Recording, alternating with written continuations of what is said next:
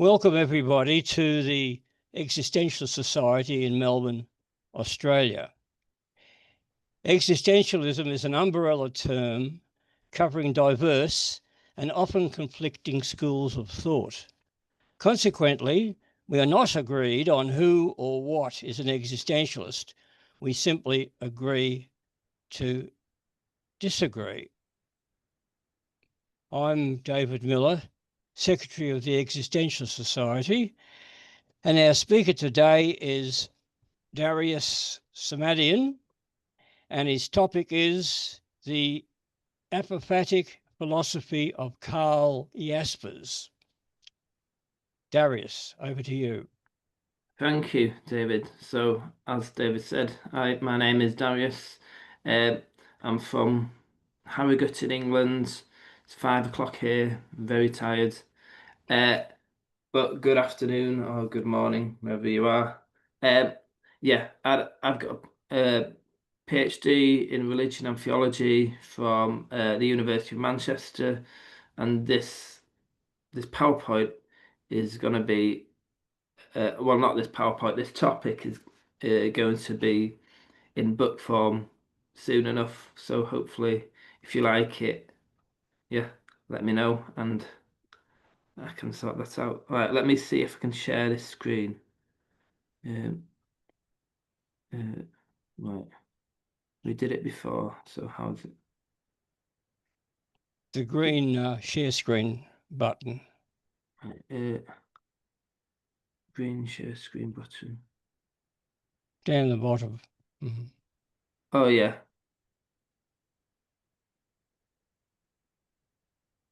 Is that on? It's coming. Yes. Yes, that's done it. Right. Okay. Slide. Right, so the apophatic philosophy of Karl Jaspers. There's a lot to get through, but today I'm just going to focus on his notion of existence and his concept of boundary situations, which are probably his most original contribution. So, who was Karl Jaspers? Not many people know who Karl Jaspers was, even though he was quite such a big figure in the German philosophy, especially, and existentialist philosophy.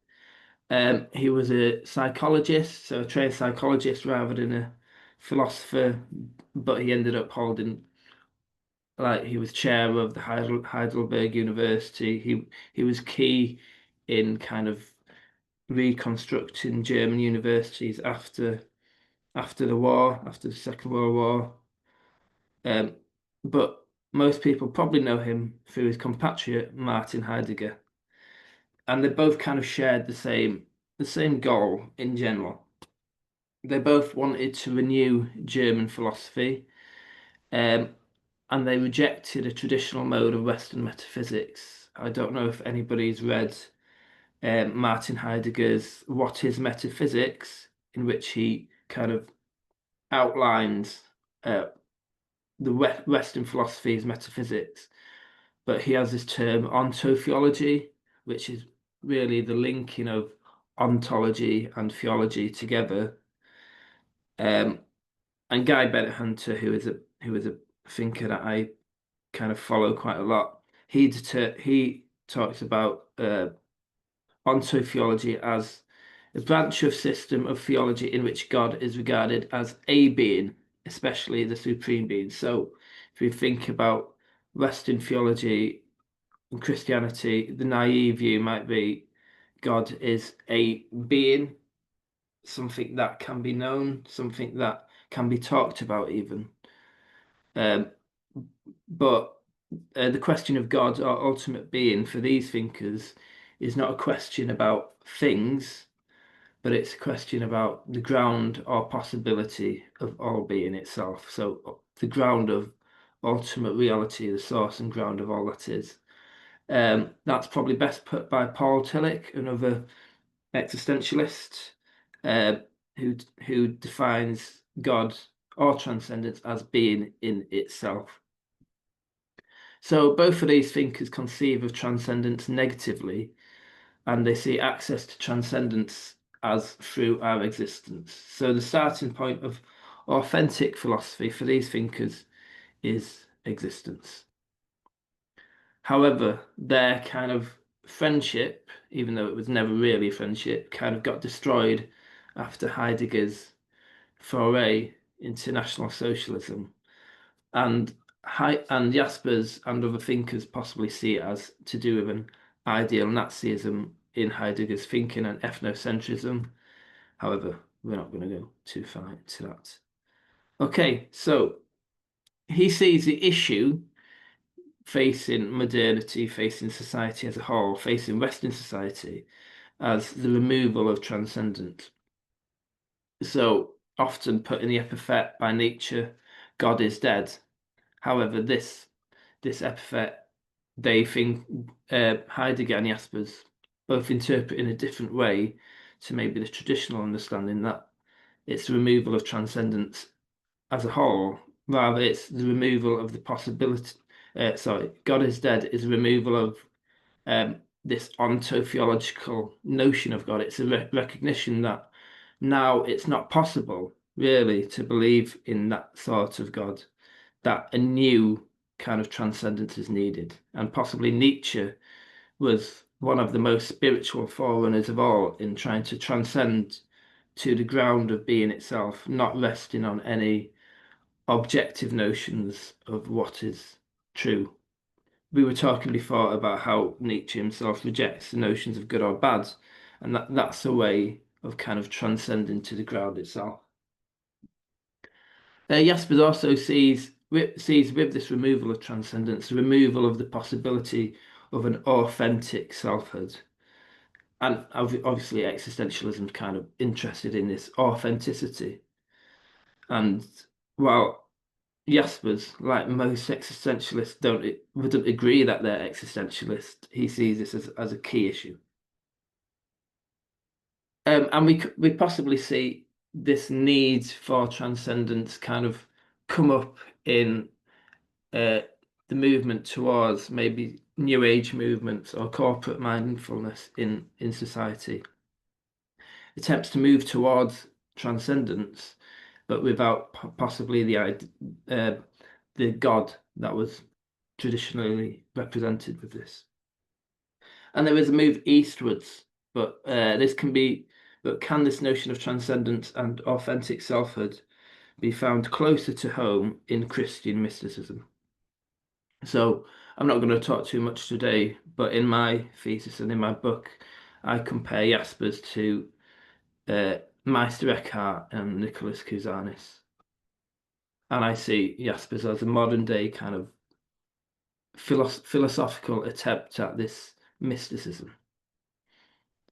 So he wants to reclaim the possibility of authentic selfhood. He wants to recover an authentic notion of transcendence, not this traditional God as a being.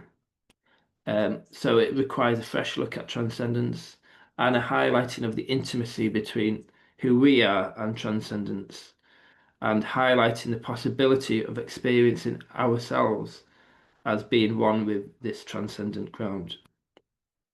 So I will argue that he provides a look at a possible approach to mystical union. And this is one of his quotes: "It is impossible for man to lose transcendence without ceasing to be man."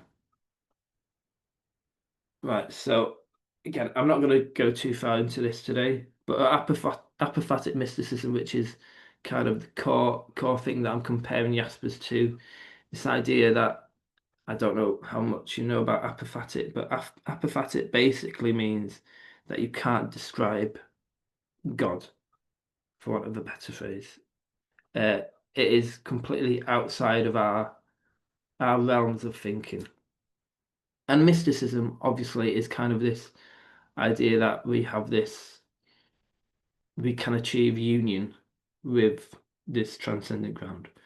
So David Law, who was in fact my PhD supervisor, wrote a book called Kierkegaard as a Negative Theologian, in which he highlighted three core characteristics of apophatic mysticism.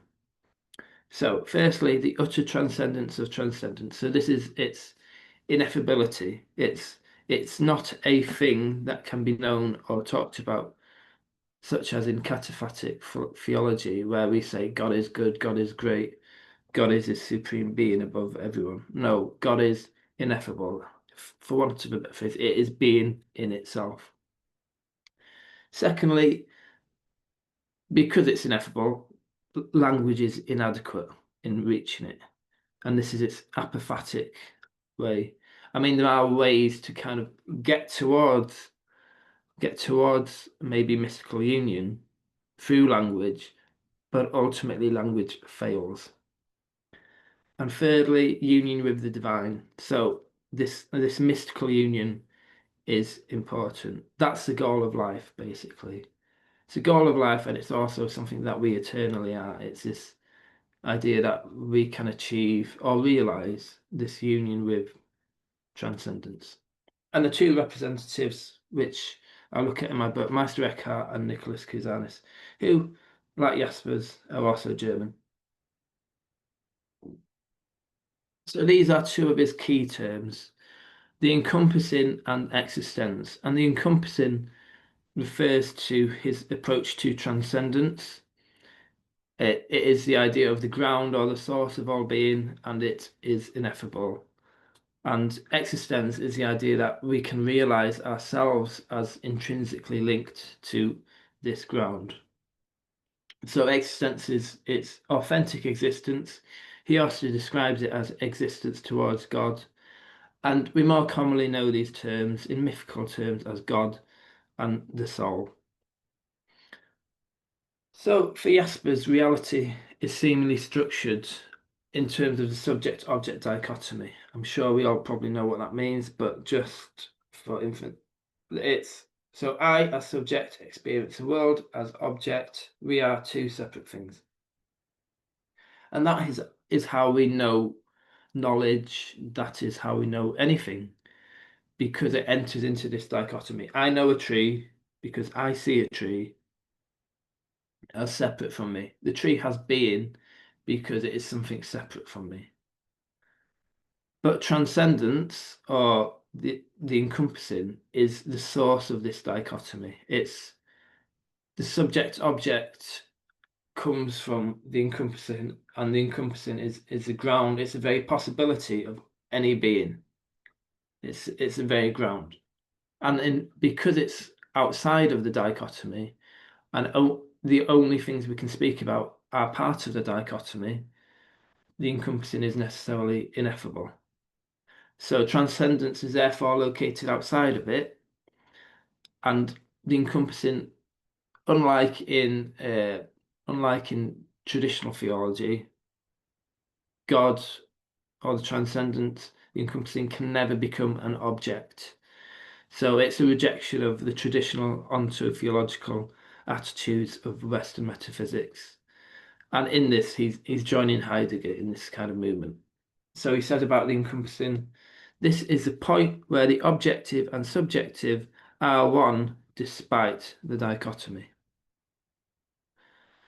So the paradox of, we all probably know being and nothingness as Sartre's book, but this paradox is essential for Jaspers' work. And it works kind of two ways. So in terms of the encompassing transcendence, it can be seen as the fullness of being. So it's not divided up into subject object, rather it's the union of everything, and it's complete basically. It comes from this mystical experience, or it is this basic experience of being not being divided. It's just kind of isness that it is. It's a fullness of being. Rather, in every day, we experience the world divided into subject object. No, the encompassing is all of it. But in terms of objective knowledge, in terms of what we talk about, the encompassing transcendence is nothing or no thing. Similarly, individuals in relation to the fullness of being, individuals seem to be nothing.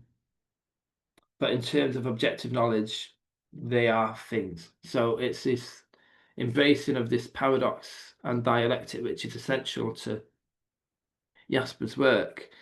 And we will see this, but to know the fullness of being, to know just the isness of God or whatever you want to call it, we must become aware of our nothingness. And we're all probably here today as on Existentialist Society because we have this inkling of something. So he splits up the encompassing into the subjective and the objective modes, and I'm just going to talk about the subjective today. But the subject, so this is the being that we are. These modes are the way in which the encompassing makes itself known. Makes itself known. It's the way in which it makes itself known through consciousness. So, firstly, we find ourselves as Dasein, which is different to Heidegger's definite notion of Dasein. But this is a primitive mode of existence, the mode of unreflective experience. So, the mode in which we just live simply by urges and desires.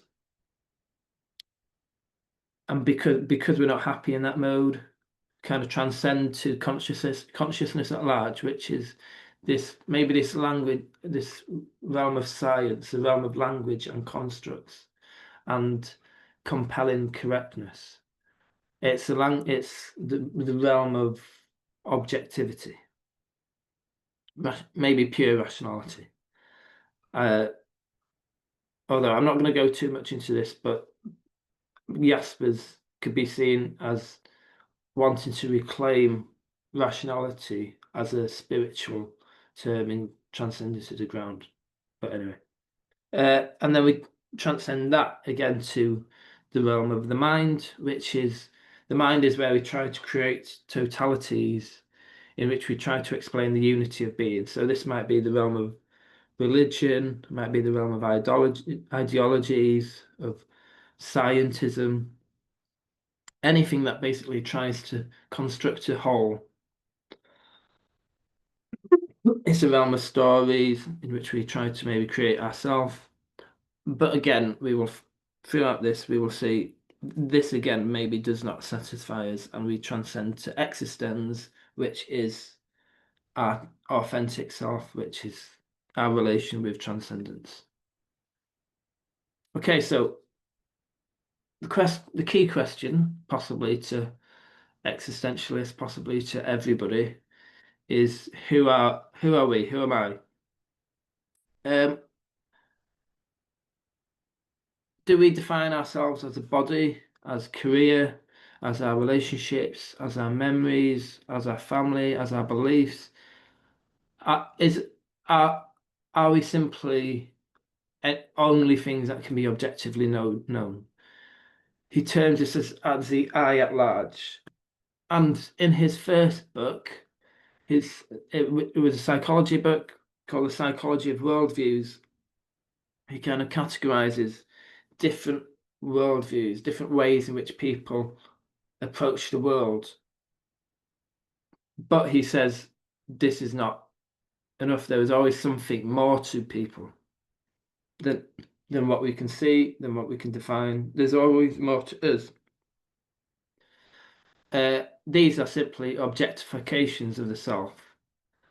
And Ronnie Moran, who is a scholar, an Israeli scholar, who wrote a couple of books upon Jaspers, has this term. I mean, this is a key term in spirituality if anybody's interested, but it's that we are kind of the knower of these objectifications. These objectifications kind of occur within us and we know them. So the question is, what are we, basically? In terms of memory, all I do in memory is appear to myself. So all these stories is just kind of the past rehashing itself. These are a few quotes. I examine what I am personally and objectively and find nothing but a wealth of particular facts. So no matter how much I'm examining myself, what do I find? None of these objectivizations will achieve an absolute identity with myself. I go beyond such schemata in them I would be bound to lose myself. So he's saying, it in these objectivizations, I don't find my true self. I lose who I am. But who am I? That's the question. So dissatisfaction with the self is possibly the core motivation of Jaspers' philosophy. It's the idea that we only ever seem to appear to ourselves as objectivities. And it's this which is his drive towards transcendence, his drive towards something which kind of transcends the phenomenalities that we find ourselves at. So his drive past the phenomenal self. So this phenomenal self being all that appears to us. I mean, we all probably have heard of Sartre and his example of the waiter, an example of bad faith, playing the role, being too serious about what you are.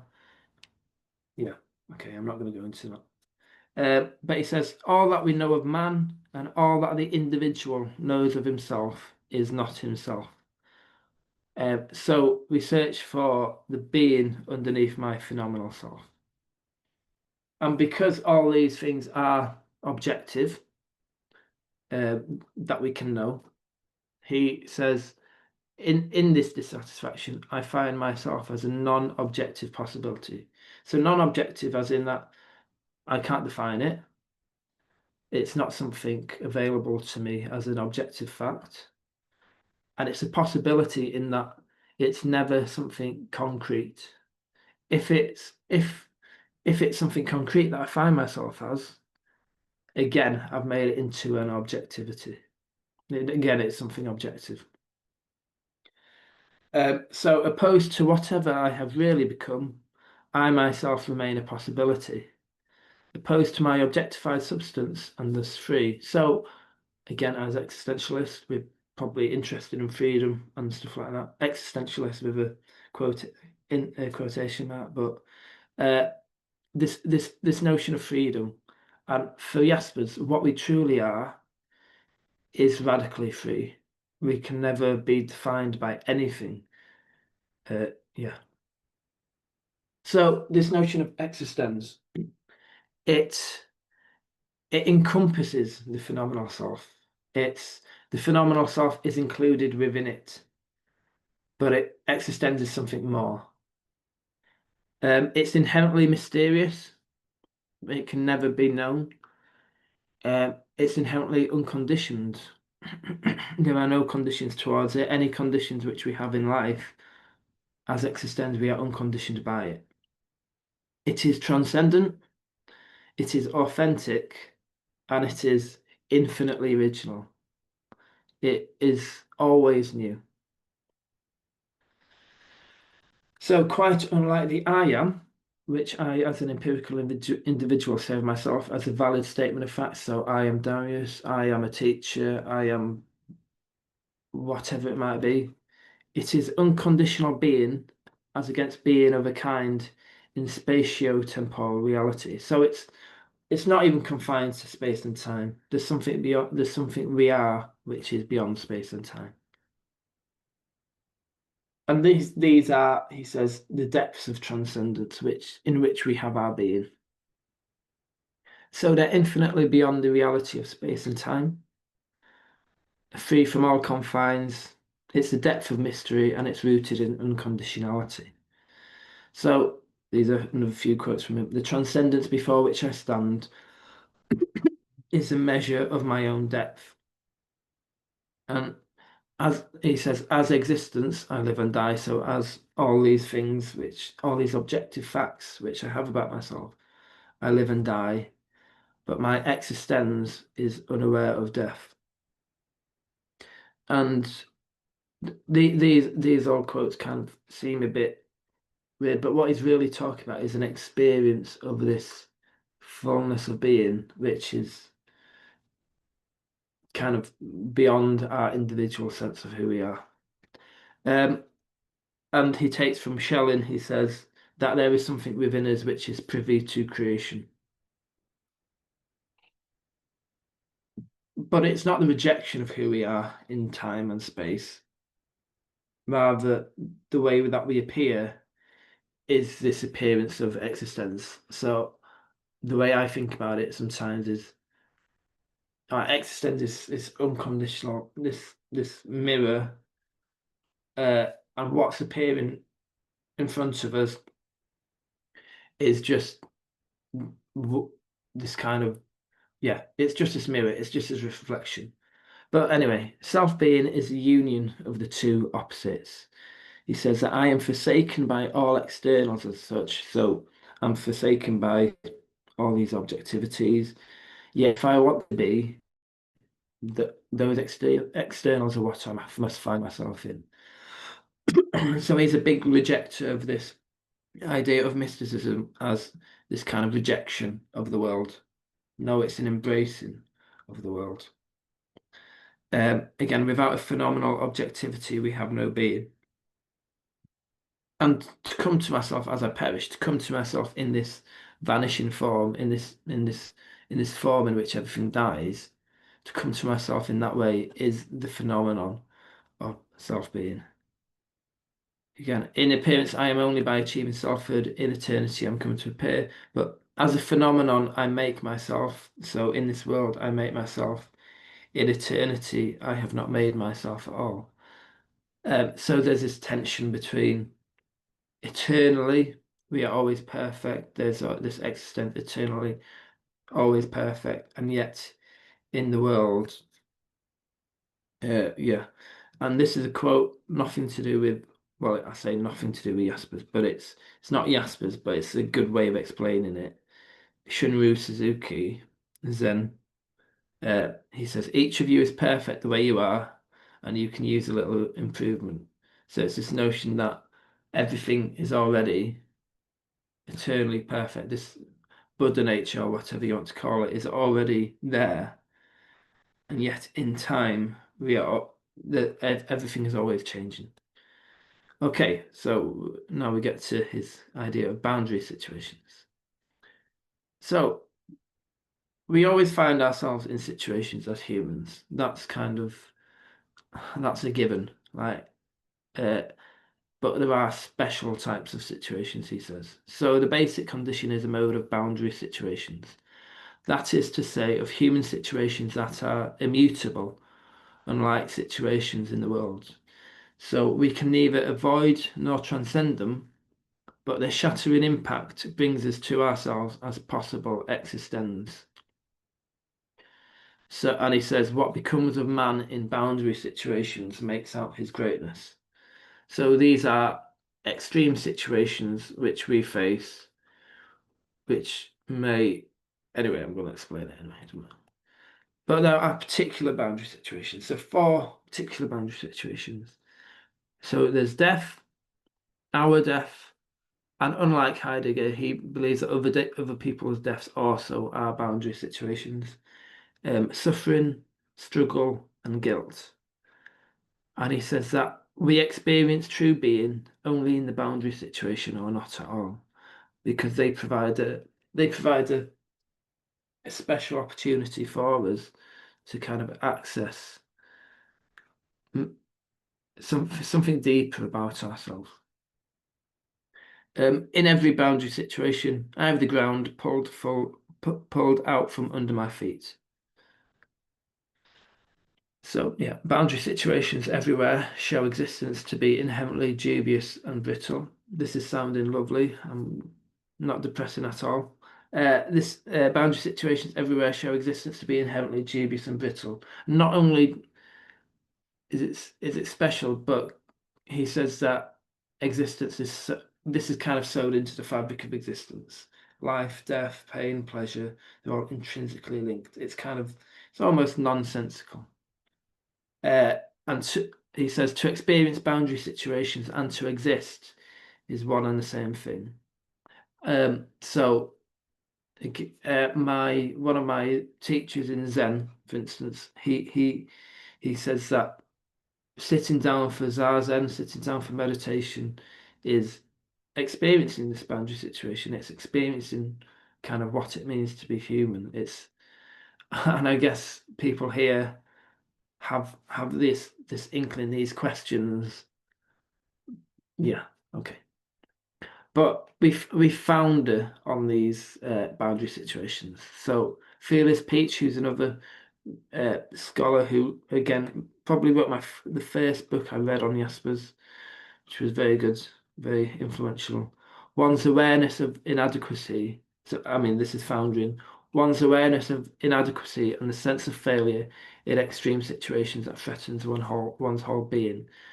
So foundering is often translated as a kind of shipwreck. It's a shipwreck of our foundations of who we are. In this shipwreck, the sense of being crumbles.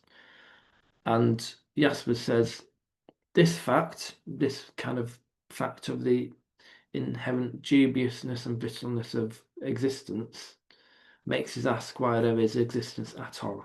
So it's at this point where you probably get the Camus' famous quote that the only truly philosophical question is whether or not to commit suicide. Uh, and in terms of boundary situations, so this is not actually Jasper's idea, but it's a good idea that could be better, could probably develop Jasper's work a bit more. Kind of the difference between maybe potential and experienced or lived boundary situations. So Jasper says that we have to kind of face these situations with courage and dignity. However, that does not mean that we don't suffer them, obviously, and that we do not fall into inescapable nihilism. Um, so in terms of death, we don't hide in objectivities either, such as notions of immortality. Um, these ideas could be looked at in terms of bad faith, or Karl would say non-genuine authenticity. Uh, yeah, we need to. He says that we need to face these situations head on to truly touch this kind of ground of being. But this courage and dignity does not mean that it doesn't like it doesn't take us kicking and screaming. Because nobody wants to kind of face their being kind of crumble. That's just not how it is. As he says, indignity is an unavoidable experience, and we always fall briefly into nihilism. I mean, nihilism is an inevitability when kind of if everything that you've based your life upon kind of crumbles, then nihilism is bound to happen. But it's about kind of moving through. And there's a good book I recommend by Keiji Nishitani called, I want to say, Nothingness. It's not that, but it's basically responding to Sartre and the nihilism that he kind of finds, and it's from like a Zen perspective. Uh, but yeah, anyway, Jaspers says we must approach indignity with dignity. And in the end, we can do nothing but surrender. So he says that the meaningful way for us to react to boundary situations is therefore not planning and calculating to overcome them, but by the very different activity of becoming the existence we potentially are. We become ourselves by entering with open eyes into the boundary situations. And so we kind of open ourselves up through this breaking of who we are, through this kind of embrace of the nothingness. We kind of open ourselves up to what he sees as a non-objective presence, and this non-objectivity is kind of the depth of all that is. It's the way in which anything appears, and it's the realization that we are grounded unconditionally and have ineffable depths. So the fall from absolutes. So if we took as objectivities absolutes. So anything within the world, any stories or whatever they might be, the fall from absolutes, which were, after all, illusory, becomes an ability to soar.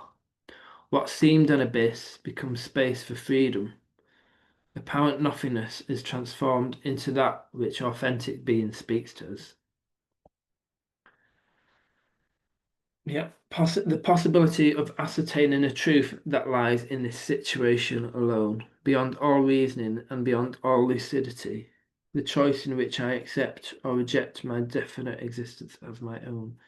And I just want to say here, there's this language of choice, but it's not really choice. It's more, and this is what kind of Meister Eckhart and Nicholas Kizanis kind of get at, that it's about grace, really. It's maybe the choice is an opening up, but it's this grace about whether one has this experience or not. Um, After the leap, my life seems to me different from what I am if I simply exist. I say I myself in a new sense. That's that's a bad picture. The crucial boundary situation remains my death. So this is the ultimate boundary situation.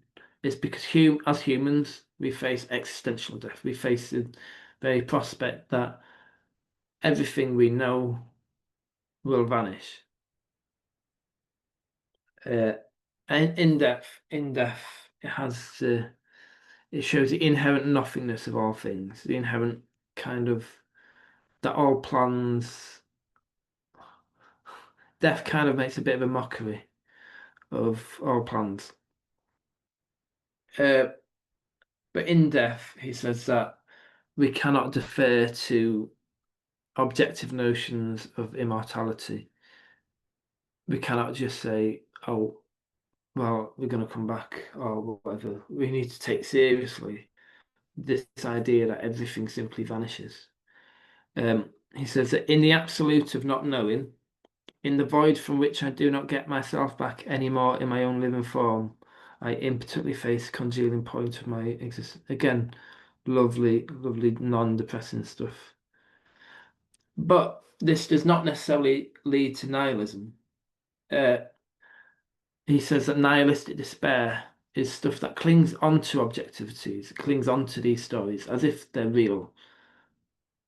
Whereas, uh, yeah, anyway. De so, uh, so death of all that is possible, but it shows the unreality of kind of objectivity. It shows the unreality of objects.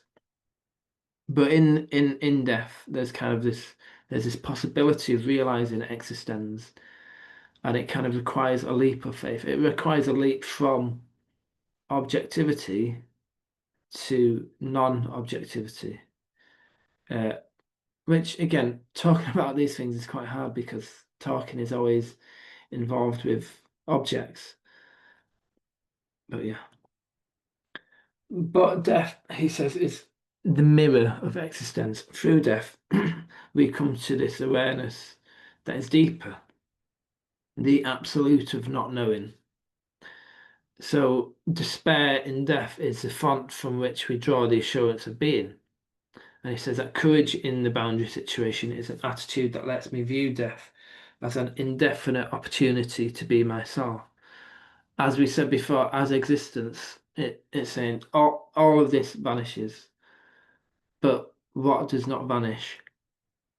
And it's kind of this exploration of consciousness, and what is fully fundamental is that all of this stuff kind of appears in consciousness.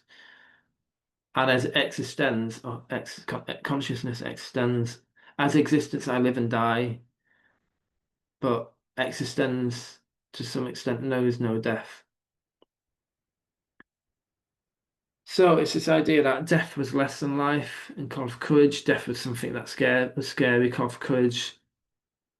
But but through this experience, death is more than life and shelters me. And it's as if there is some kind of security that comes from the realization of all this vanishing. But it's again, it's a non-objective. It's like, yeah, it's a sort of absolute consciousness. So what it means by absolute consciousness is a notion of certainty of being, self-assured immediacy that is not, it's not dependent upon our relation to anything else. So absolute consciousness is a certainty which existence has of its being.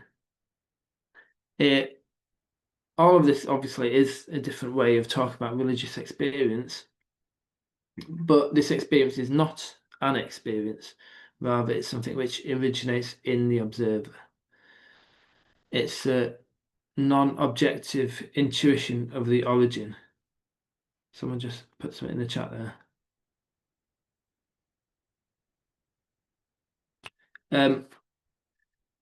Existence is grounded in the unconditional depths of transcendence. And it's this awareness of the fullness of being. So the fullness of being is not something experienced, rather it's something that one is. It's not an, so here, Meister Eckhart, for instance, who I compare with in the book, who I haven't really said anything about here, but he says that some people think they will see God as if he were standing there and they hear. It is not so. God and I, we are one. So it's this notion of a non-dual experience. And I think you have in December talking, uh, someone's talking about Sam Harris as spirituality without religion. And he's someone who is very interested in this notion of non-dual experience. But he's obviously one of the four horsemen of new atheism. So he's not coming at it from a religious point of view, but he's saying, this is consciousness. This is an exploration of consciousness. Yeah, so Jaspers talks about it in terms of I am, obviously here referring to the mythical idea of God's statement in Exodus to Moses, I am that I am. It's the very ground of being, the encompasses all things, and extends to this realization of ourselves as this very ground of being. That we are fulfilled in the depths of transcendence. Yeah. Refers to unrelated self-sufficient existence. But this is not an escape from the world, rather it's transfiguration of who we are and everything else in the world. So through it, the world can be seen as a playground of the transcendent, rather than as things in themselves. I'm just got a couple more slides.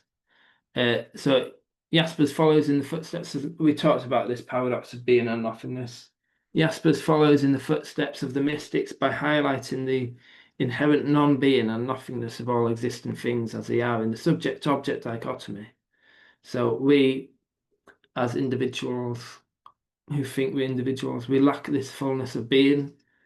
As an individual, we are always seemingly in lack. And through boundary situations, we experience this. And yet, through these boundary situations, we are opened up to our highest possibility, the realization of ourselves as existence. And the story of Job, sure, we all know it. I'm not going to go through it.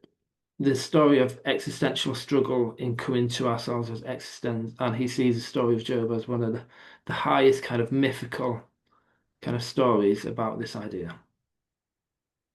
But yeah, anyway, existence is an approach to mystical union. Well, it's something, that's what I argue anyway. Draws parallels to mystical philosophies, union with the ineffability of transcendence. Somebody has raised a hand. I've nearly finished. But he describes it as existence towards God, and it's the idea of sharing the same being.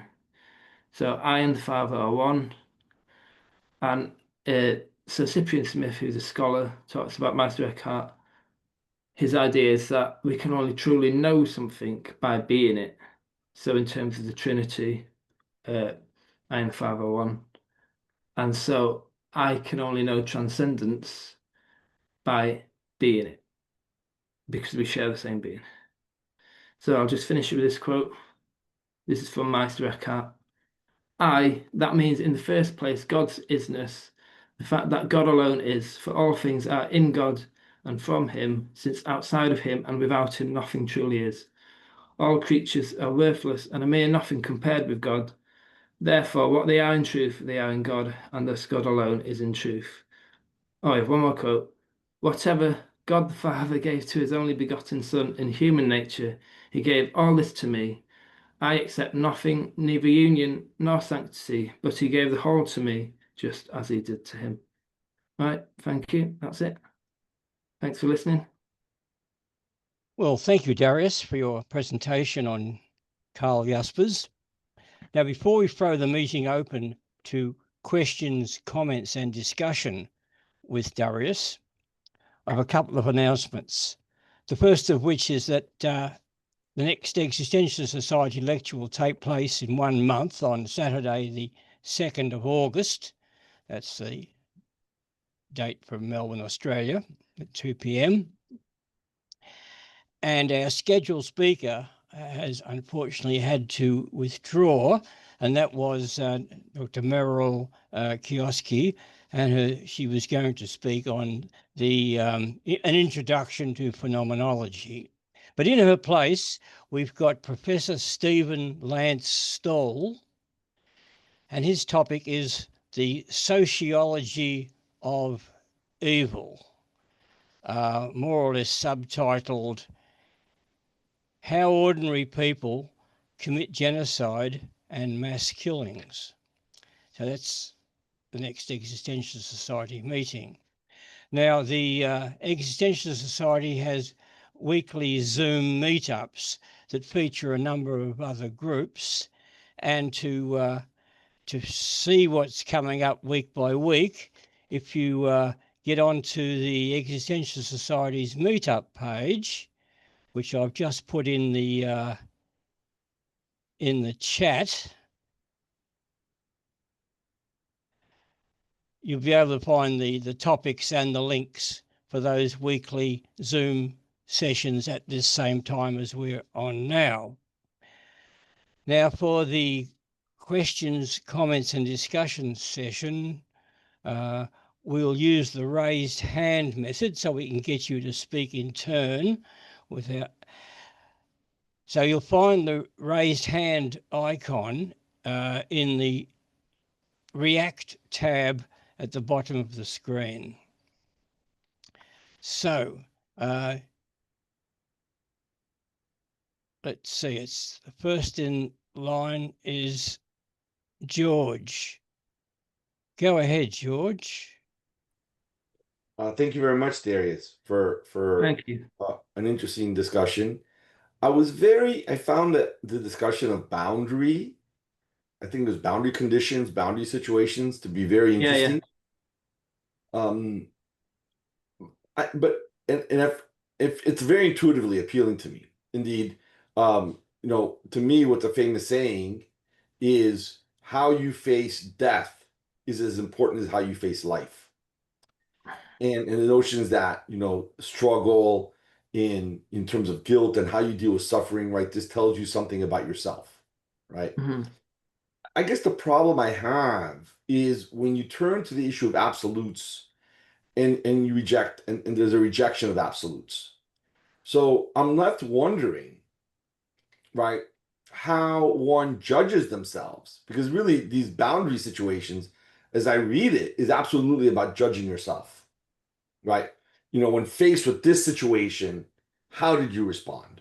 Are you happy with the way you responded? Does it tell you something about yourself that you're happy with? Or does it tell you something bad about yourself?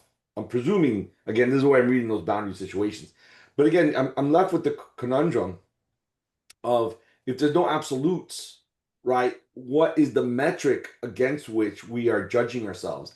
And the further point is, can someone who fought for Nazi Germany feel proud of themselves if they fought well, irrespective of what the content of the project was, versus someone that was fighting against Nazi Germany, right? Are they both equal in the way they can judge themselves because, hey, there was struggle in front of them and they fought well? Or is there a normative content from which you say, you know what, now that I understand the Nazi project fully, I'm outside of it, I feel very guilty about my participation, versus the other side that can feel proud because they defeated the Nazis, right? So again, I'm just looking for some clarity here. Yeah. I think from the way I read it, which again might actually be wrong, towards Jaspers, because Jaspers was actually, with that example in mind, he wrote a book on the question of German guilt, in which he did go through kind of the different types of guilt which maybe German people could feel. So obviously for him there was some sort of judgment kind of involved. However, the way I read these sorry, I was just reading that comment about the way I read into this philosophy and the way I interpret it is, and yeah, it might be wrong, as in like this notion of authenticity is certainly kind of about judging yourself, but I personally don't read into it about this judgment. For me, it's talking about a deeper experience where there isn't judgment involved. This, because I guess this idea of judgment would still relate to me as an individual kind of self. Whereas for me, what this philosophy is talking about is this kind of non-dual experience, which is almost free from this judgment. It's kind of a mystical kind of realization of the fullness of being, which I understand where the probably the issues come in, because the language is very much about judgment, and especially with that potential or experienced or not experienced boundary situation. Yeah, I mean, yeah, from my point of view, it's not about judgment, but I certainly get that the language is all kind of about judgment. So Well, if I could just that's say, I mean, because ultimately, if I could just interject, thank you. If you know the boundary situations, right? I mean, it seems like these are tests, right? In essence, Mhm. right? You're finding out who you are in these situations, right? And so, again, if it's not about judgment, if it's not about learning about yourself, in other words, there has to be some metric upon which you can gauge yourself against, right? So, you know, I mean, otherwise, the coward is in the face of the struggle, the coward is the same as the person that acts bravely, right? I Mhm. mean, in other words, if there's not some judgment to be drawn from these boundary situations, I'm wondering what their purpose is. Yeah. Um, yeah, I mean, I guess, yeah. See, I personally have a hard time kind of providing this kind of ethical kind of judgment. I mean, there may be, but I personally find that hard. So for me, this finding your true self or whatever, because for me, this true self is impersonal, but it expresses through through us how we find ourselves, but it is in essence impersonal. Um, but yes, I would agree that maybe kind of, and it links to this idea of grace, but it's the idea of grace is a very loaded term. But so it could be that, and the facing the experience head on is about this opening up to this possibility of experiencing. But again, like I like I can't judge. Like I don't feel like I'm in a position, or I know enough to kind of judge how it happens that people are. Well, there's a lot of comments from. Okay, but yeah, that's my answer. So. Oh, thank you, Darius. Stephen, it's your turn. Whoops, where am I? Lost everything. Oh, sorry, I'm here. Yeah. Thanks very much, Darius. You've No worries, thank you. introduced existentialism back into the existential society. It's been a bit sparse of late. I was just making that point about, you know, the shocking incidents, which creates that enormous sense of presence, being there. It's like the post-traumatic syndrome. The person's had a shocking experience. And yeah, having one of those experiences myself, yes, I was quite struck by suddenly how real everything becomes. Normally, you're somewhere else. Normally, I'm going to work. I've got to get to work. Blah, blah, blah. All that stuff is there.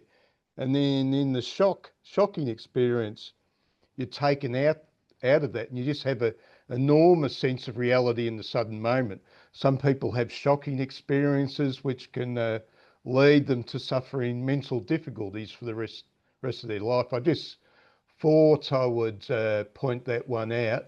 But I was quite curious about the courage and dignity point. Indignity is an unavoidable experience. You always fall briefly into nihilism. Paradox, must approach indignity with dignity. In the end, we can do nothing but surrender.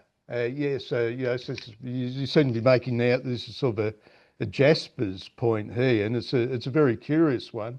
We do have amongst our group a guy who pursues the concept of value, and he almost wants to put value on the level of the will to power. So he talks about the will to value. Now, in this case, where we're talking about the struggle with nihilism and value as a remedy to nihilism, aren't we, in a sense? And is Jaspers actually suggesting that he's on the side of value against nihilism? On the side of what? Sorry, I'm not sure. Well, value means our non-factual values, if you like. We have values of physics, law and maths. We have those internal values like good, evil, what's moral. And nihilism in particular is the death of all that internal value, in a sense, isn't it? Mm-hmm. Now, are you saying that Jaspers actually suggested even this is extreme battle with nihilism, even if we're going to lose, that we still approach nihilism with a sense of value? That is the dignity, Dignity is value. So Yeah. So even against nihilism, that we don't desert our values, there seems to be an argument being made here. And for our friend Derek, who's on about values and the will to value all the time, unfortunately, he isn't here today. This is quite a question here. How do we deal with nihilism? What are our values? What are our human values? Is there something inside value that can stand up against nihilism? Well, that was Nietzsche's big question, wasn't it? Thank you. Yes. Thank you for that. Interesting. From the way I read it, so obviously the language of dignity and all of that. I hesitate to say it's just language, but for I guess these values might be something that also crumble. They're not. I don't think these values necessarily remain. And I want to bring up this thinker that I mentioned during the talk, Keiji Nishitani, who's approaches existentialism from a Zen kind of perspective, and he says there's this nihilism which kind of Sartre leads to, and it's this idea that okay, nothing means anything in the world, and yet we are individual selves trying to create meaning. Keiji Nishitani says that's a relative nothingness. What religion does and what religious experience is an absolute nothingness, which says that no, it's not just that everything in the world is meaningless and that individual selves are trying to create things. No, it's that there are no individual selves. And so all kind of maybe values or notions of who we are and what we are in the world they kind of go as well. And it's this idea of not clinging on to anything. And like you say, this I normally we're just everywhere. We're kind of looking at what we're going to do next. And it's this very Zen idea of this fullness of being is right here, right now, and it's not dependent on our clinging on values and stuff like that. And yeah, again, it's hard to put into words, but as someone who kind of it's just this isness, it's this real, it's almost as if these experiences are more real than anything else. But yeah, I'm sorry, I can't really, I can't, I don't really know how else to kind of answer. Thank you very much for your great effort here. I really appreciate that you've made this effort to bring your knowledge to us today. So thank you. Don't underrate yourself. You're doing really great work. Cheers, Stephen. Thank you. Nicholas, it's your turn. Thanks, David. Thanks, Darius. Hey, look, I second Stephen's commendation. You did mention in your presentation, but it's worth saying again, this is really difficult stuff to put into language. It just is. That's kind of one of my questions a bit.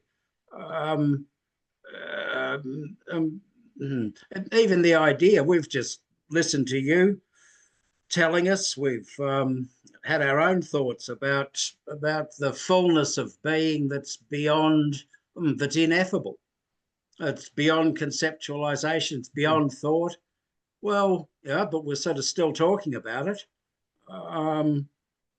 So I'm a bit fascinated by that apparent paradox myself. The other day I was wondering whether we could add to knowledge. Certainly we can't know this. The Tao Te Ching, Lao Tzu says we cannot know it, but we can be it at ease in our own life. Well, okay, so maybe we could, perhaps this is just an idea. I'm asking the question. Do you think there is perhaps a useful application of the word awareness? We can have awareness of this fullness of being that's not knowledge. It's not, yeah, we can be aware of it, but we can't know it. Just what do you think? Yeah, fantastic. I don't know if you, I think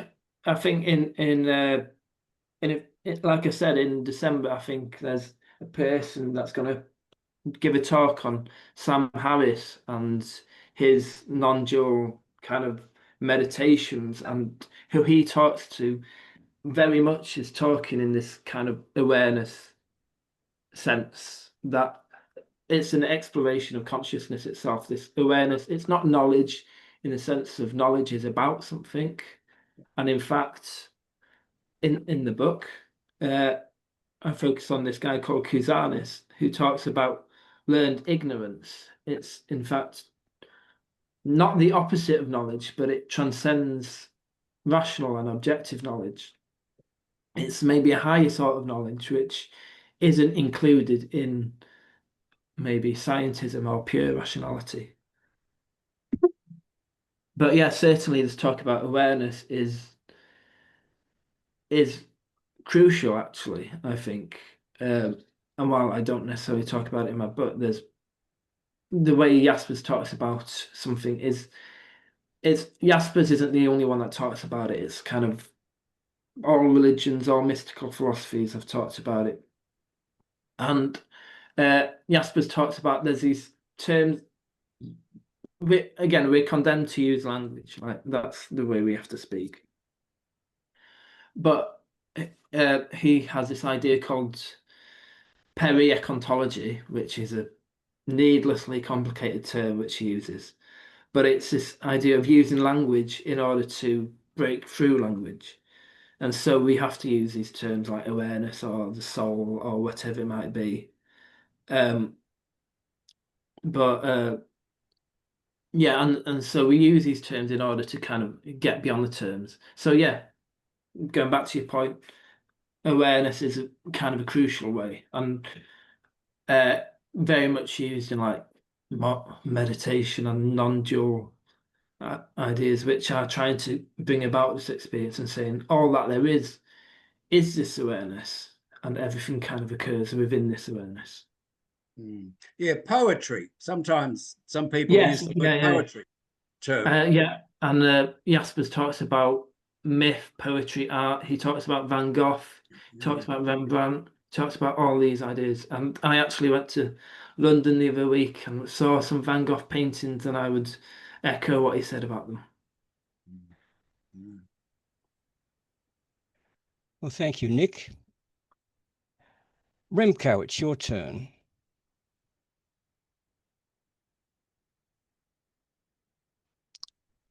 Remco. Yeah. Hello, Remco. Okay. David, sorry, I couldn't get the microphone. I was muted. Anyhow, yeah, Darius, before I tuned in today, I did a bit of reading up on Jaspers. I wanted to get a feel. I was drawn to this meetup because it is a rather unusual approach, and I relish that. But whichever way I looked at it, I felt myself saying, this is all about beliefs. This is all about faith. And if it isn't that, you're talking semantics. Look, every philosopher that I've engaged and continue to enjoy, and at the top of my list is Wittgenstein, there's always an anchor point. There's always a point where you can start. Now, Wittgenstein started as an aeronautical engineer, and he wrote the Tractatus, and he wrote a book of logic, and he gradually evolved himself to the point where Bertrand Russell called him a mystic, and that his latest his posthumous publication was described again by Russell as a tea table conversation piece. Let's say that. I can't get any traction with Jasper. Darius, I don't know what I'm looking at. I'm just, we're dealing with words. And what I come back to is that lovely statement by Wittgenstein where he says, whereof one cannot speak, one must remain silent. And that's where I've come. I think Jaspers is going into the realm where one must be silent. I mean, even Kant, you could argue, is he has his noumena, and you say, well, we can't speak about this. Have we gone over the boundary? I'd love to be, someone to come back and give me a little bit of an insight. But beyond what I've said, I don't know. There's nothing there for me. It's just emptiness. I'd like to kind of say that I'd like to be that one that comes back, but I mean, I kind of agree with you. I'm not gonna like it is all about it is language games, and that's kind of the point. It's just, I mean, we are condemned to use language. That's unless we go off and live in a monastery somewhere and don't talk about it. But I guess that's what he's kind of trying to awaken, that there is this silence beyond language, and yet language and everything which comes out of it is an expression of this silence. Yeah, I mean, this goes against people like selling the book or whatever, but that's what it's about. It's about moving beyond language. It's not. It's not saying, oh, let's continue to talk about this stuff, because in the end, there is. I mean, he does. I haven't talked about it here, but there is a whole part talking about his periodontology and how we're using language to get beyond language and all that kind of stuff. And yeah, I mean, there's not much more I can say, Remco. I mean, like I do kind of agree. I'm not here to say like, oh, Jaspers' philosophy is this one and best ever philosophy that everyone should always read and stick to dogmatically, because it's not about beliefs. What he's trying to do is he's rejecting beliefs. He's saying no, it's just the truth is this moment. Truth isn't a belief. So he talks about the difference between faith in revelation and philosophical faith. So Christians or dogmatic Christians or whatever has this faith in revelation as this sorry, I keep reading the comments and they keep just taking me off. But yeah, so faith in revelation is like this belief in transcendence as only kind of coming through the world through Jesus or through the incarnation or whatever it might be. But philosophical faith is that awareness that no transcendence is kind of the ground of being. And it's not to do with language, it's not to do with words, it's not to do with beliefs. But yeah, I kind of agree. So well, if I look bewildered, I'm remaining there, and I have to sort of say, oh, well, maybe one day I will see the light, but at the moment I'm just hearing words, and I'm thinking, well, many of these words don't necessarily have any meaning other than a meaning relative to something else, and something else, and a whole lot collapses as just a process of semantics. But But anyway, is that not just like what language is? Well, language, I have to fall back to Wittgenstein. Individual words might mean anything, but the meaning comes through their use. And I wish I could. I'm listening through that lens that comes through use, and I'm not getting anywhere. And look, maybe I'm obtuse. I don't know. No. So I've just got another point. So Jaspers does actually talk about two different ways of communication. So there's the normal way in which you communicate, which, like you say, is communicative symbolism, like something relates to something else, something relates to something else. But what Jaspers is trying to get at is this language which doesn't point at anything else. It points at being itself. And yes, that doesn't have to be language, that can be poetry, that can be anything. Okay. Thank you. Thank you, Remco. Gulnas, your turn.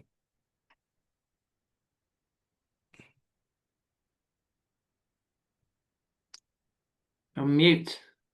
Gulnas, unmute yourself. Thank you. I just wanted to say, I believe that philosophy is the combination or in between science and theology. And somehow Jaspers concretized that belief for me. I'm not sure how religious Jaspers was in his life, how he came to become a mystic, if the religion played a role in his belief. And the second question about the matrix of judgment, earlier George was talking about, the satisfaction, the dissatisfaction, the discontent are the only ways to come to understand certain things, because I'm a hedonist, Epicurean person. Why can't we reach there by being in, I don't know, some kind of ecstasy, the abundance of joy or such things? I know maybe there is not much thought process in it. What do you think?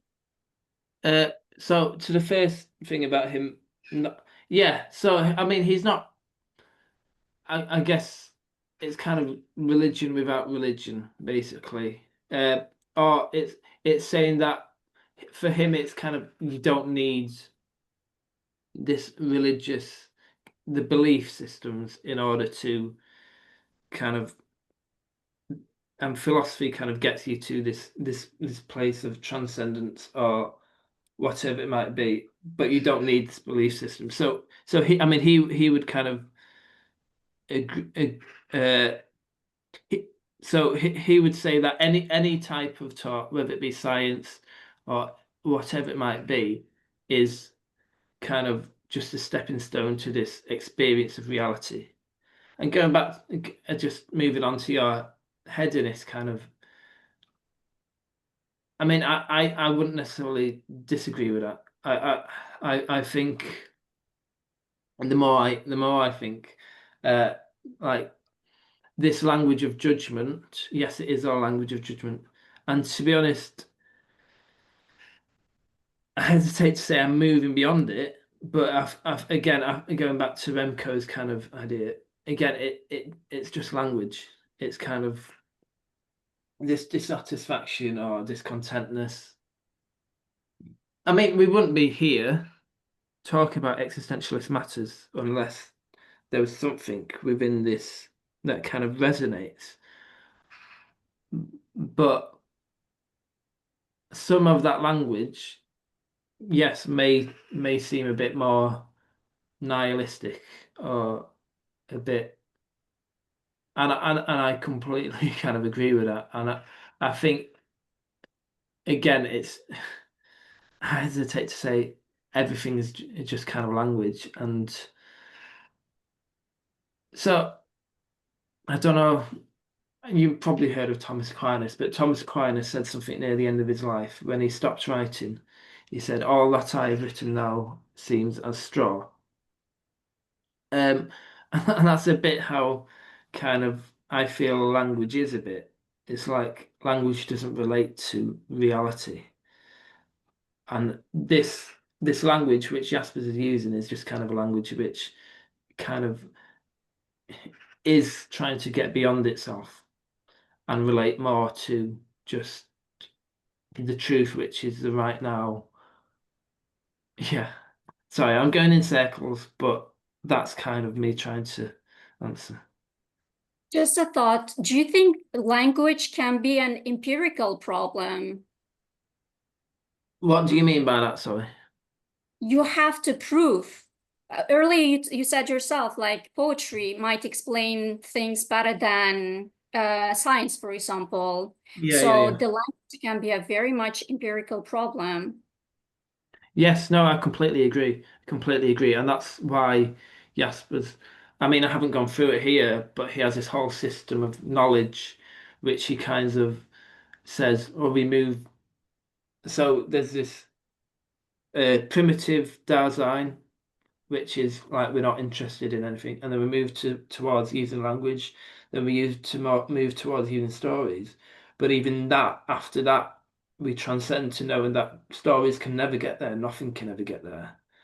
So language is always, yeah, language is an empirical problem because, I mean, I feel when I'm talking about it, I feel like it's just language, and it's just.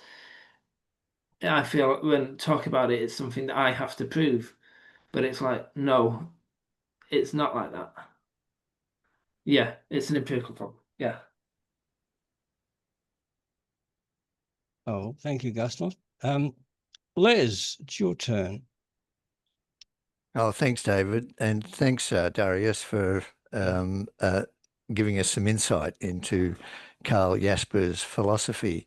I wanted to talk about your response to George's question, because I was quite shocked, actually, because he asked you to make some moral judgment on the Nazis and the Nazi atrocities. And you talked about Jaspers' book on the guilt of the German people. And in the end, you said, no, look, I can't condemn, I can't judge. Well, I mean, that's not me not condemning Nazism. Oh, well, then I wasn't clear on what the what your actual answer was when it came to making moral judgments and condemning egregious evil. I wasn't clear on what Yeah. Jasper's stand on that and what your stand on that is. Well, I mean, Jaspers' stand would be Jaspers after the Second World War, basically spent the entirety of the rest of his life, all his books fighting against totalitarianism, whether it be Nazi Germany or Soviet Russia. That's how he spent the rest of his life. For me, I mean, obviously there are things which I think are immoral, but whether I believe there's a intrinsic value to good or bad is a different thing. But personally, obviously, I can disagree with things, but whether I would say there's an intrinsic good or bad. I mean, I'm not going to turn this into a discussion about Israel and Palestine, but I was here before, and I know some people agree with Israel, and I know some people will not. And yes, I can view however I want to view on those things, but in my the fullness of being, the more I go about it, it's like it's not a morality issue. Well, that's a bit I don't understand. And you talked about nihilism a bit. That's the bit I don't understand. I think most of us here would have absolute moral outrage against the Hitler and the Nazis, not just outrage, but moral outrage. And it's that moral outrage, it's that moral anger that prompts people into action, into fighting against the Nazis and fighting against all kinds of injustice. And what I'm hearing you say, yes, you have outrage, but it's not moral outrage. And then I'm thinking, well, if the Nazis have outrage, the Nazis had outrage against the Allies. And if you take the nihilist stance, which you seem to be taking, then you seem to be in the position that no one form of outrage is morally superior to another. And then what fundamental reason do we have again for fighting against the Nazis? If it's just one set of wishes and desires against another, then I think that's quite dangerous, actually. I'm not saying it's not, but I'm saying from an absolute standpoint, I can't see any. Like, I'm not saying it's not dangerous. All of it's dangerous, but from an absolute standpoint, and I'm not saying I wouldn't be fighting against the Nazis or anything like that, but from an absolute standpoint, I can't see any. Yes, obviously we can all be horrified and everything, but again, that is I hesitate to say it, but there's an absolute standpoint on view and there's a relative standpoint of view, and we as relatives can have these these views, but I don't think there is anything intrinsically bad or intrinsically good. I think things do just happen. Okay, well, that's the bit that really worries me. So when the Nazis complain, why are you having outrage against us? We're outraged against you bourgeois, Americans and British. And you're at a standpoint. From your standpoint, no one view is better. It literally is better from an impartial standpoint than any other. I mean, that really worries me. That really worries me. Well, I mean, I can just okay. I'm not saying I would be one of these, but so I'm very interested in Quakers, for instance, who are obviously, pacifists who didn't fight in the war. And for me, that is like the most radical anybody could be. Like not to join in with any society and they're not doing it out of some kind of like some kind of vague idea, but out of the utmost, and I hesitate to say this kind of idea of turn the other cheek or whatever like that, because that's not quite it, but it's what people see as this peaceful kind of not wanting to do anything vague, soft. No, it's the most radical anybody could ever be. I don't think we're going to agree on this. I think it's just going to keep on continuing. Thanks, Darius. Thank you, Les. Cheers. Conrad, it's your turn. Yeah, thanks. Thanks, Darius. Couple points. First, just on that moral outrage, maybe with the Nazis, that's maybe an obvious case, but many situations of war and disagreement and crisis, it's not quite clear which you cannot necessarily know, good and bad. Is that what you're saying? Yeah. And so I mean, I'll go to this point again because it's kind of in everyone's heads. This Israel-Palestine. So, for instance, I'm pretty pro-Palestine, but my dad is Iranian, and if I go to Palestine rallies, there are people there with Iranian flags, and I absolutely hate the Iranian regime. And so it's like now it's like, oh, are you for Israel bombing Iran, or are you for Iran bombing Israel? And it's like, no, there's not. Like, it's a bit more complex.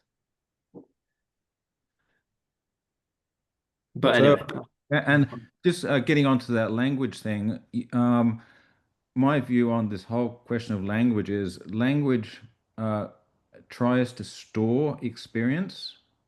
Like if you hmm think what's and this is why we have so much trouble with understanding, meaning, trying to work out, can we be in touch with reality? It's we have our experience, whether it's in our own mind, our consciousness, our emotions, and then we try to understand it, we try to label it, we try to construct it, we try to put it yeah, into a philosophy, into a political ideology. We try and make sense of the world.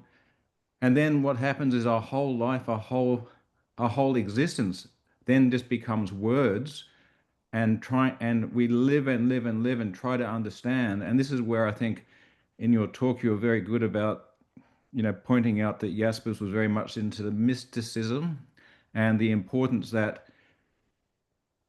these the more interesting the topic, the less language is going to be very good at understanding it. But yeah, we love to communicate and share our ideas. That's why we're in this group. That's why people are talking.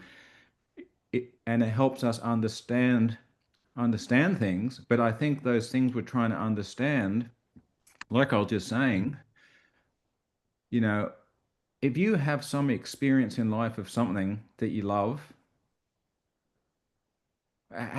how can you put it in words on paper, right? How can you possibly try and store it? And I think what I'm trying to say is it's like there's two ontologies. There's the ontology of what it is to be a being who experiences, and then we have this new development in our brains, which is a very new phenomena of language and writing and philosophy groups, which is all quite new in terms of biological evolution of the species.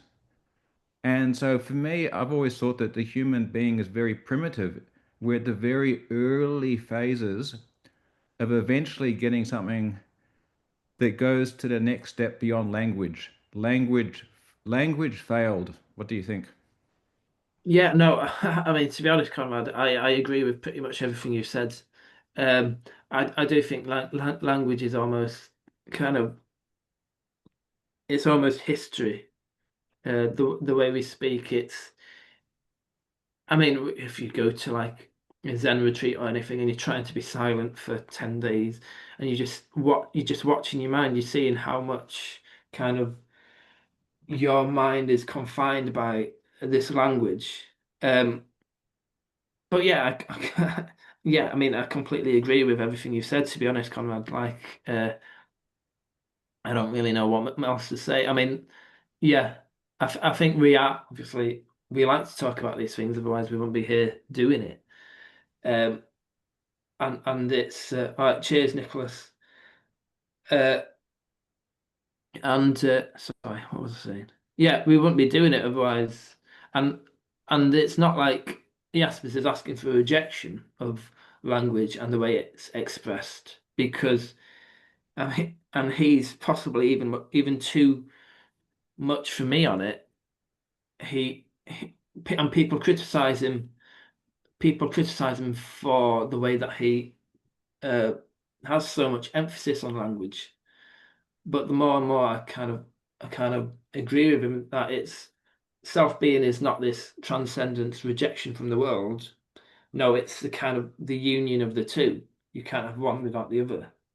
Um, and so he rejects those mystics which kind of go off into a cave somewhere and don't speak to the world. He says, no, that's a rejection of the world. What you need is an embracing. And he, like I was saying to Les, he was very involved in politics after that, because he saw it as an important, as existence kind of expresses it through the world, through language, through all this stuff. So yeah, it's not a rejection of the two. Yeah, but yeah, that's it. That's my answer. But cheers, Conrad. I know I agree with everything you've said. Thank you. James, it's your turn. Well, thanks, Darius. Cheers, I was James. thinking the comparison with Heidegger, they're both concerned with being, right? Yes, is, yeah. But is Jaspers like going back to a kind of an ontotheology if he's concerned with this kind of infinite being of the mystics? No, Whereas, sorry. So Jaspers would be rejecting as well, because the Jaspers, in fact, he sees Heidegger as falling into a trap of trying to concretize kind of this infinite being, this infinite mystery in the world. So he says that Heidegger has this idea of this ideal Nazism, this ethnocentric idea that the world can be fulfilled. So he rejects any utopian because utopia for him kind of links to totalitarianism, and so he rejects any of those ideas, and because he emphasizes that no, it can never be arrived at through language. It can never be arrived at. If anything becomes concrete, it's made into an objectivity. so you're saying that for Heidegger, from his perspective, Heidegger's focus on the finite world. Yeah. Is that kind of leads to his politics. Yes, yeah, exactly. He says that Heidegger like speaks in incantations that rise like spirits from the earth and tries to make it magical and tries to make it more. But for yeah, he sees in Heidegger kind of not the will, not to kind of transcend to the ground itself. Transcend. Right. But then from the Heidegger's perspective, the Jaspers would be focus on faith, the faith of the mystic, Yeah. which would be like it leads to a kind of outward, otherworldly kind of truth of being, a being that is beyond this world. That's where I think, because Jaspers wouldn't agree with that. I mean, this notion of religious faith, Jaspers kind of is almost completely against it. Oh, really? He's kind of antagonistic to this kind of theology, because this faith is not a faith in something.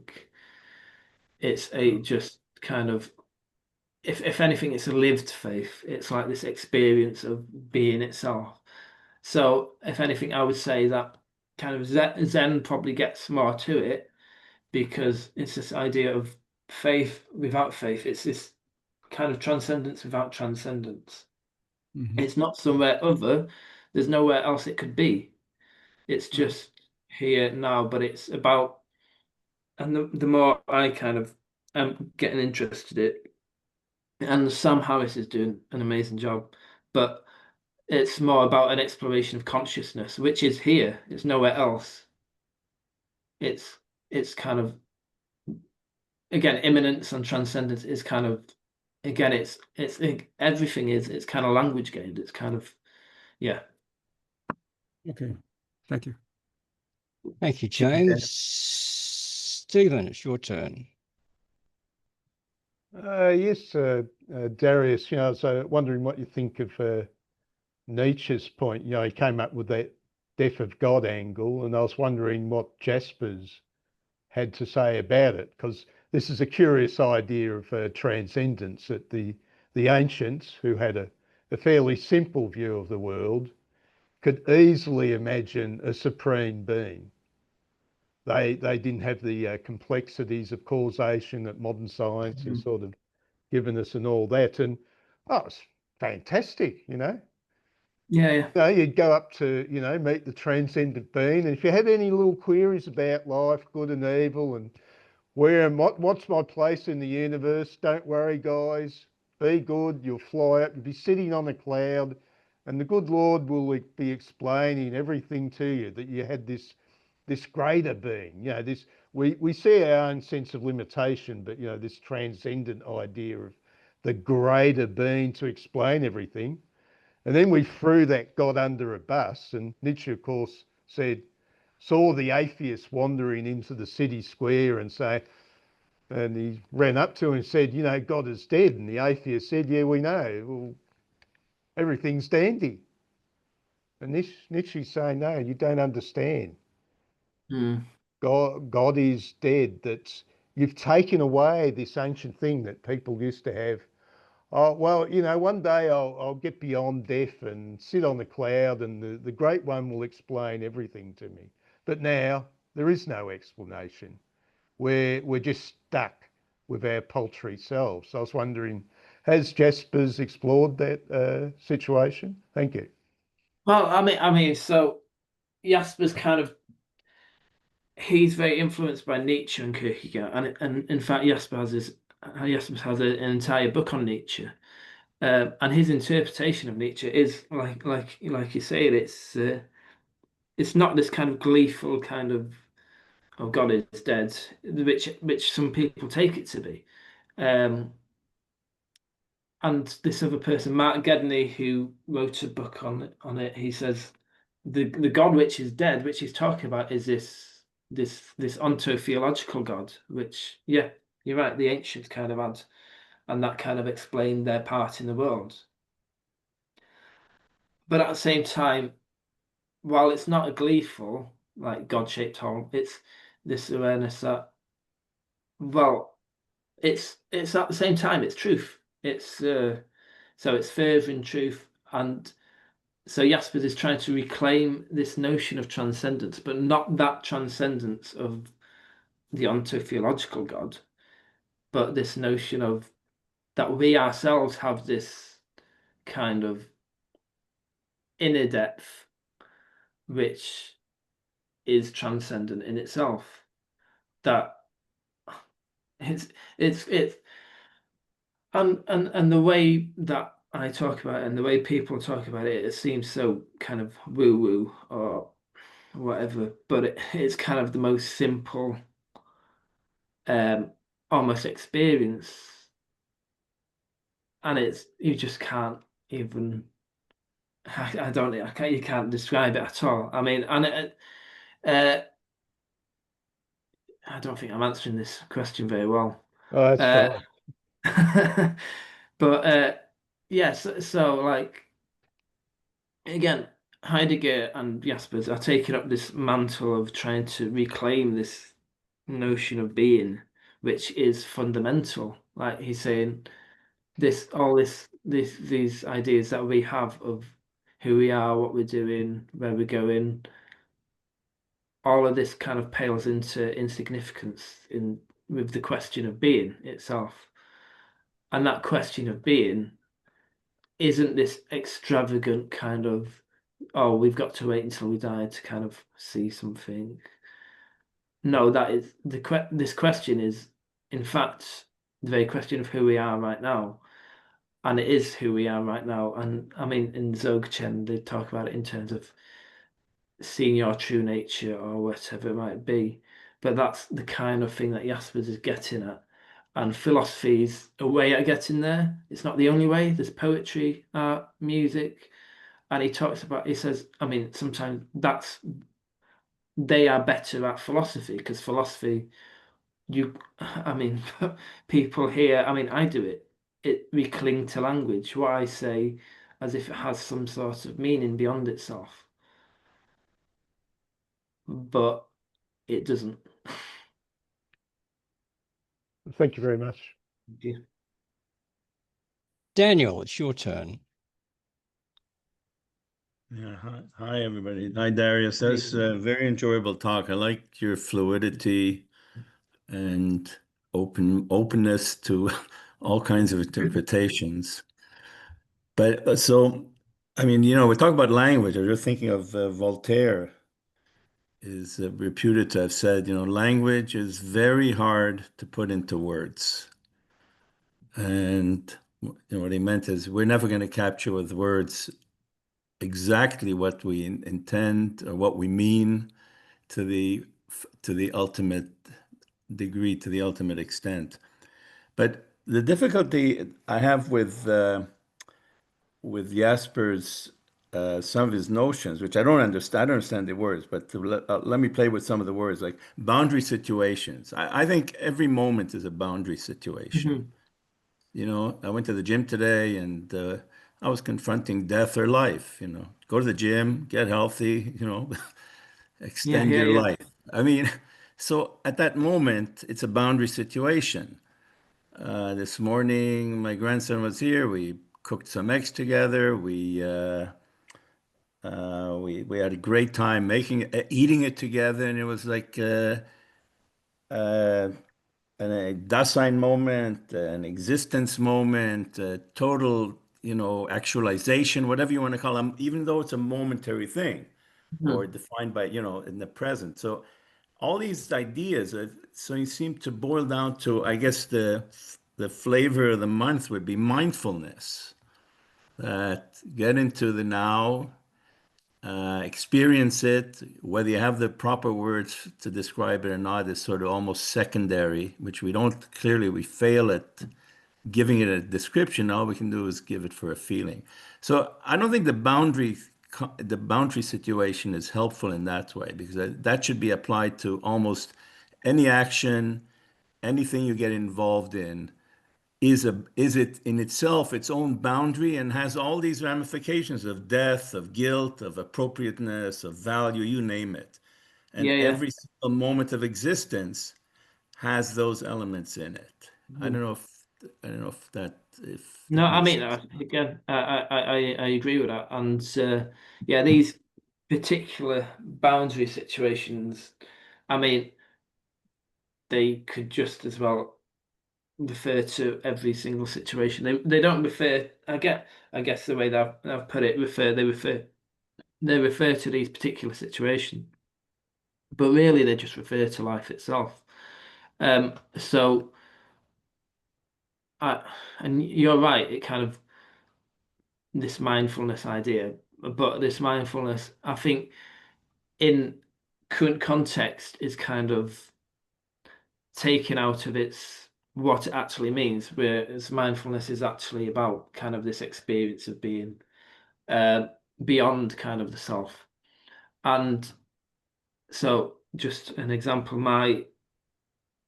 one of my teachers, a Zen teacher, when I've been to Zen retreats before, I did this near enough this exact talk, and he came to it and he says, this is what meditation is like, because you sit down and you confront everything, and you are confronting the nothingness of your being. You are confronting the fact that everything is just vanishing. And yet through that you can achieve this kind of, I want to say, peace beyond words, because it is beyond words. And it's not just available through meditation, it's available at all moments, at all times. And this is what they mean about when consciousness is perfect at all times, and it's just our individual likes or dislikes. I mean, it's hard to kind of get your head around. It's hard for anyone to get their head around, and in actual fact, you're not supposed to get your head around it. But yeah, I agree. Like, it is about boundary situations, and this is again something I haven't talked about it here, but I do talk about it in the book and in my thesis, is that what this to exist. I mean, Jaspers does say it, actually, to exist and be in boundary situations is one and the same. because existence is a boundary situation. Yeah. It's not they're not all as dramatic as some other situations. No. Yeah. Every moment could be that deep and that meaningful. Yes, exactly. Yeah, it's not that. So I think sometimes it's this idea that transcendence of this notion. It all seems so dramatic, being itself. It's all got these bells and whistles, but there's nothing dramatic about it. It's kind of just, and you're right, you with your grandson making eggs, that's it. Like, it doesn't have to be more than that. Being itself is this expression here, right now, whenever. Well, thank you. No Thank worries. you. Thank you, Daniel. Elle, it's your turn.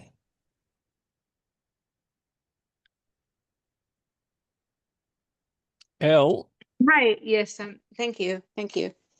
Yeah, I appreciated your comments and also acknowledging or presenting complexity of situations, which are often Thank you. oversimplified. So I'm struggling with the concept of language here. I feel a little bit like it's getting short shrifted, at least in my opinion. Like the different ways in which language presents, for instance, it can be in the mind and not expressed verbally. You have people who may not have capacity to verbalize, but there's still use. You have animals that communicate with language and in conscience, but not expressed. I had the privilege, and I can put the link in just if people want to hear it. There's a blues festival going on over the weekend for the 4th of July, food bank fundraiser, and hearing language combined with music, and then thinking about death. The last sense to go is often, I understand, hearing. So hearing and people can hold on to language expression and hearing without expressing the ways in which we may like expect, for instance. So like there's just a whole lot of different levels of that. And I don't know that kind of minimizing it makes sense. And also I have my bias. I write songs. I'm a writer and a poet. And so I have a certain bias about the relevance. But I was curious if the philosopher had, I missed this, if it was addressed, but any connections with poets of the day, writers of the day, and exchanges between them, if there was any conversation about this or debate and the relevance of language. And then I also just wanted to appreciate you for complexity. I don't think I've ever been in this group where Israel, Nazis, and Palestine, and now Iran aren't raised. And I love that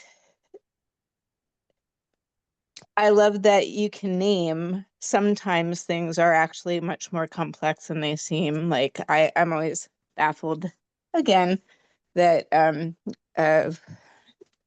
terrorist governments don't get attention at all in the conversations. And it's a way in which language can be used dogmatically as well, these conversations. So I appreciate the attention to the complexity that sometimes, if you look at the wider picture, you see more. If you don't, you see less. So no, thank you for that. And yeah, I think what Jaspers has, my interpretation of Jaspers is that it's more the subject, the kind of dogmatic, objective understanding of language, which he has the biggest problem with. So the idea that me saying something is kind of confining the world in some way. But whereas poetry, music, art, songs, they're they're all kind of expressive. They're not as confining.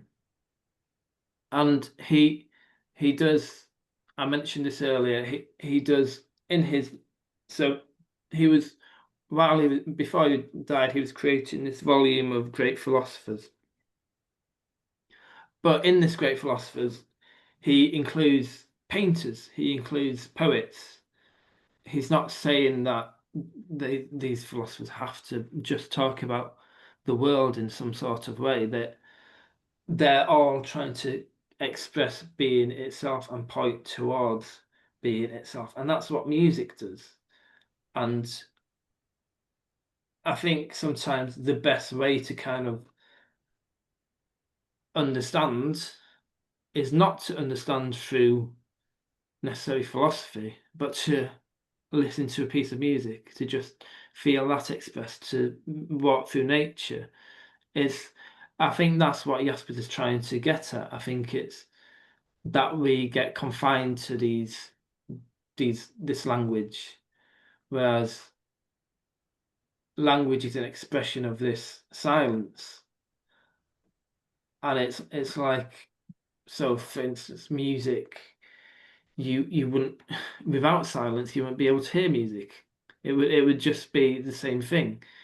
You need the different patterns to kind of to listen to the music, and I think that's what he's trying to get at. Someone said a Darius quote earlier, and it's that kind of thing he's trying, because he uses Lao Tzu as one of the famous philosophers, that but it's that kind of expression of being. It can't be talked about, but we have to talk about it, and it comes through music, it comes through nature, it comes through poetry, it comes through all these kinds of things. Oh, thank you. And I also, it sounds like it's that weaving into experientialism, experience. And I also was just thinking, as an aside, how poetry and language, like in Nazi Germany, for instance, and in everywhere, I don't know where it's not, that it can be compromised for propaganda and other Yeah, politicization, so that that differential too. So yeah, thank you. I appreciate it. It was really great to hear great. you. Good. Thanks. Thank you all. Cheers. Conrad, it's your turn. Thank you. Okay, let me just see here. Yeah, just two questions. The first one is just to follow on from the last speaker and what you were talking about with music. And in my personal experience, I assume most people are the same. When I listen to music, it's like it changes language. Like, sure, you can listen to music without thinking or thoughts, but often if you're in a contemplative sensibility and you're listening to Pink Floyd or something, your thoughts and your ideas, in other words, the language is allowed to go where it was intending to go with the help that music provides. So that's Yeah. my first point. I'll get you to comment on that. And then my second point is so just about the music and language. And then the second point is, so tell me about your personal experience writing your book, since a large part of your psychology seems to be, trying to understand this strange thing called language and communication, and yet you're writing a book with words, which also has the added weakness in a book that it hasn't got your voice, being carried along. So I'm just wondering what you think on music and language and how music can enhance our understanding of philosophy and spirituality, and then your experience, your personal experience writing your book, how you felt writing it. Do you feel satisfied with your book? Are you happy with your book? yeah, just those two things. Thanks, Darius. Yeah, great. Thank you. Yeah, so the music, again, I agree with everything. I like that certainly music can take you places that you wouldn't be able to get to without, or you probably you wouldn't. It certainly opens up your mind to different I want to say realities, not necessarily realities. It may open your mind up to right here, right now, but it certainly music is a way of expressing that being and kind of yeah. I mean, music is like Spotify. I wouldn't be able to live without it. It's that kind of vital, um, yeah, and in a lot of ways is because language, as I was saying before, is confined to this. When we use language, it's almost as if we're confining ourselves to these things. Music kind of changes language, like you said, and expresses it in different ways. I just Uh, before we get on to the yeah, second sorry. one, I just wanted to mention when Elle was talking about how she's a writer and a poet, and obviously poetry has a sort of similar resonance in some ways to music. So I think maybe she and other poets, enjoy language for the musicality and the way it can actually go to a deeper level. Anyway. Yeah, no, I just further point on that. It's like the English language. I mean, it might be different, but of course, Sanskrit is almost like a musical language. I mean, I guess that might just be because I can't speak it, but uh, language is kind of and yeah, I don't really know what I'm trying to say, but yeah, language has this musical kind of tone. And about the book, am I satisfied with it?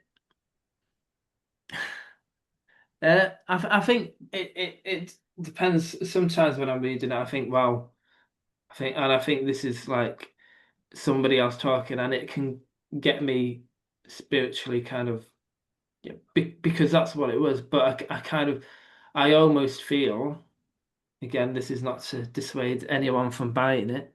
Uh, I almost feel as if like, oh, that's language, and that's just something in my past. That's language. That's kind of a bit how I view it. Not that I don't like talking about it, but it's just, oh, that's language. It's just something that's written. It's just an artifact. Yeah, because a lot of people who write books, in the spiritual, philosophical domain, especially people who write lots of them, they really have the belief in themselves that they're going to be able to express something so wonderfully and magical that it's going to transform people, and make and then it doesn't necessarily do that, like it's for them, like it's the most powerful thing is it's the person who writes the book. I have absolute respect to anyone who writes. It's just to get words together to be beautiful and have an effect is quite a difficult thing. Yeah, I mean, it's like once you've done the PhD, you just kind of by the end of it, you're like, oh. Yeah. But it is and obviously I love it, and I'll kind of I'm happy that I've done it. But again, that's something that's language. It's just a book. It's not truth. It, although it might be truth, so buy it. But that's just true. That truth is not confined to language. That's just a method of getting there, possibly. Last question is there anything since you've spent a lot of time on Jaspers, so maybe you're one of the experts, in a small realm, of people who are following that. Are you disappointed in Jaspers in any way? Do you find any severe shortcomings in his understanding of reality, or are you very satisfied with his preaching? Um, Again, it's kind of hard when you don't take somebody as like, because I kind of think Jaspers is great, but other people can say it better. I don't think Jaspers is the be all and end all. He's not my God. Like, I mean, I don't agree with him on everything. And I think this is the view he would take as well. Is like, oh, he's just saying something that millions of other people have said and that we all do all the time. That's why he taught in his books on the great philosophers. He says, oh, these are people who have done this as well, who have tried to talk about who we are and what is the meaning of life and all of this stuff. And I don't know if you've heard the term the perennial philosophy, but he would very much see himself as part of that. And he does talk about it. And there's a great book by Aldous Huxley on the perennial philosophy, which is this philosophy which is always interested in what is the ground of being. So whether I'm disappointed with him, to be honest, I don't think about him that much to be disappointed in him. He's been a big figure, but he's just a guy I've written about. I've written about Heidegger, I've written about Sartre. There's no one I would hold up to be kind of my person that I follow. Thanks, Darius. Great answer. Thank you, Conrad. Cheers. Yes, thank you. We've had a talk on the perennial philosophy by Dr. Nicholas Coleman, who was with us today. There's probably a year or so ago, and the video of it will be up on our YouTube channel. Stephen, it's your turn. I was a bit curious what you could say about nothingness, because it's a subject I haven't actually explored much or thought about much. You know, you have being and nothingness. So as human beings, we swing between both sorts of states. You know, we have the sad thing that we're human beings and we have a certain type of freedom. I'd much rather be a cheetah and be happy chasing all the gazelle and whatever. Then I'd never have a problem. As you said that, I just saw a cat chasing a mouse outside. Yeah, that's cool. That's cool. Oh, I was just thinking, you know, sort of being, when we feel being, we feel the sense of presence. You know, we have an interest, we have a care, we have a concern, but we can also feel a lack of that, and we call that lack a sense of nothingness. And that's my problem with the word nothingness. It just simply seems to be a negation of something. We don't have a positive nothingness. We experience some things in the world or this or that. There's a something there, and although we might not have the fullest of ideas of something, there is still a little bit of something there that we understand. But with nothingness, we're simply negating the something. Where our fear seems to be connected with an absence of something. So I was just wondering what you could say about that, Darius. Yeah, no. I mean, there's different ways of looking at nothingness, isn't there? So I'll go back to this Keiji Nishitani book. It's called Religion and Nothingness. That's what it's called, Religion and Nothingness. But he says, so Sartre leads to nihilism, this idea that we're individual beings trying to find meaning in a meaningless world. So he's seen the nothingness of reality, but he's still stuck at this that I'm an individual self trying to create this meaning. But Keiji Nishitani says that's not all the way. Absolute nothingness would be seeing that there is nothing, there is no self here to create meaning. There is, and that kind of just leads to, like you say, that sense of presence, that isness, that sense that, oh, just this kind of thing. And so yeah, there's this nothingness as in like, yes, this is absence, but I guess the nothingness in kind of, I would term it like a Buddhist idea of emptiness. it's not an emptiness as in, oh, everything is kind of void, although it's sometimes said as the void, but this void is full. It's full of non-objectivity. So it's not full of things, but it's full of presence. And then I guess like presence, gods, whatever you want to call it. And yeah, so I'm very interested in these non-dual philosophies which talk about presence as an absence of the self. And going back to the hedonism, then I mean everything is a way to kind of get this absence, whether it be through eating, watching TV, meditating. It's all the same thing. So in a point of view, it doesn't matter what you do. That is it. But at the same time, this presence, this nothingness, is fullness, as it says in the Heart Sutra. Emptiness is form, form is emptiness. So emptiness is this fullness. There is no difference. There, like sometimes, like when we're stuck in our thoughts or whatever, we're concerned with, oh, this lack. But there is no lack. It's kind of our attitude towards it. And it's easy for me to say that, whereas I'm stuck in this lack most of the time. And a lot of us are stuck in this lack most of the time. But ultimately there is no lack, there is just this. Good, thank you. Stephen, it's your turn. Question. Yeah. Whoops. You're going off a bit. Yeah, I was just expanding unless somebody else wants to say something. There's no other hands up. So go ahead.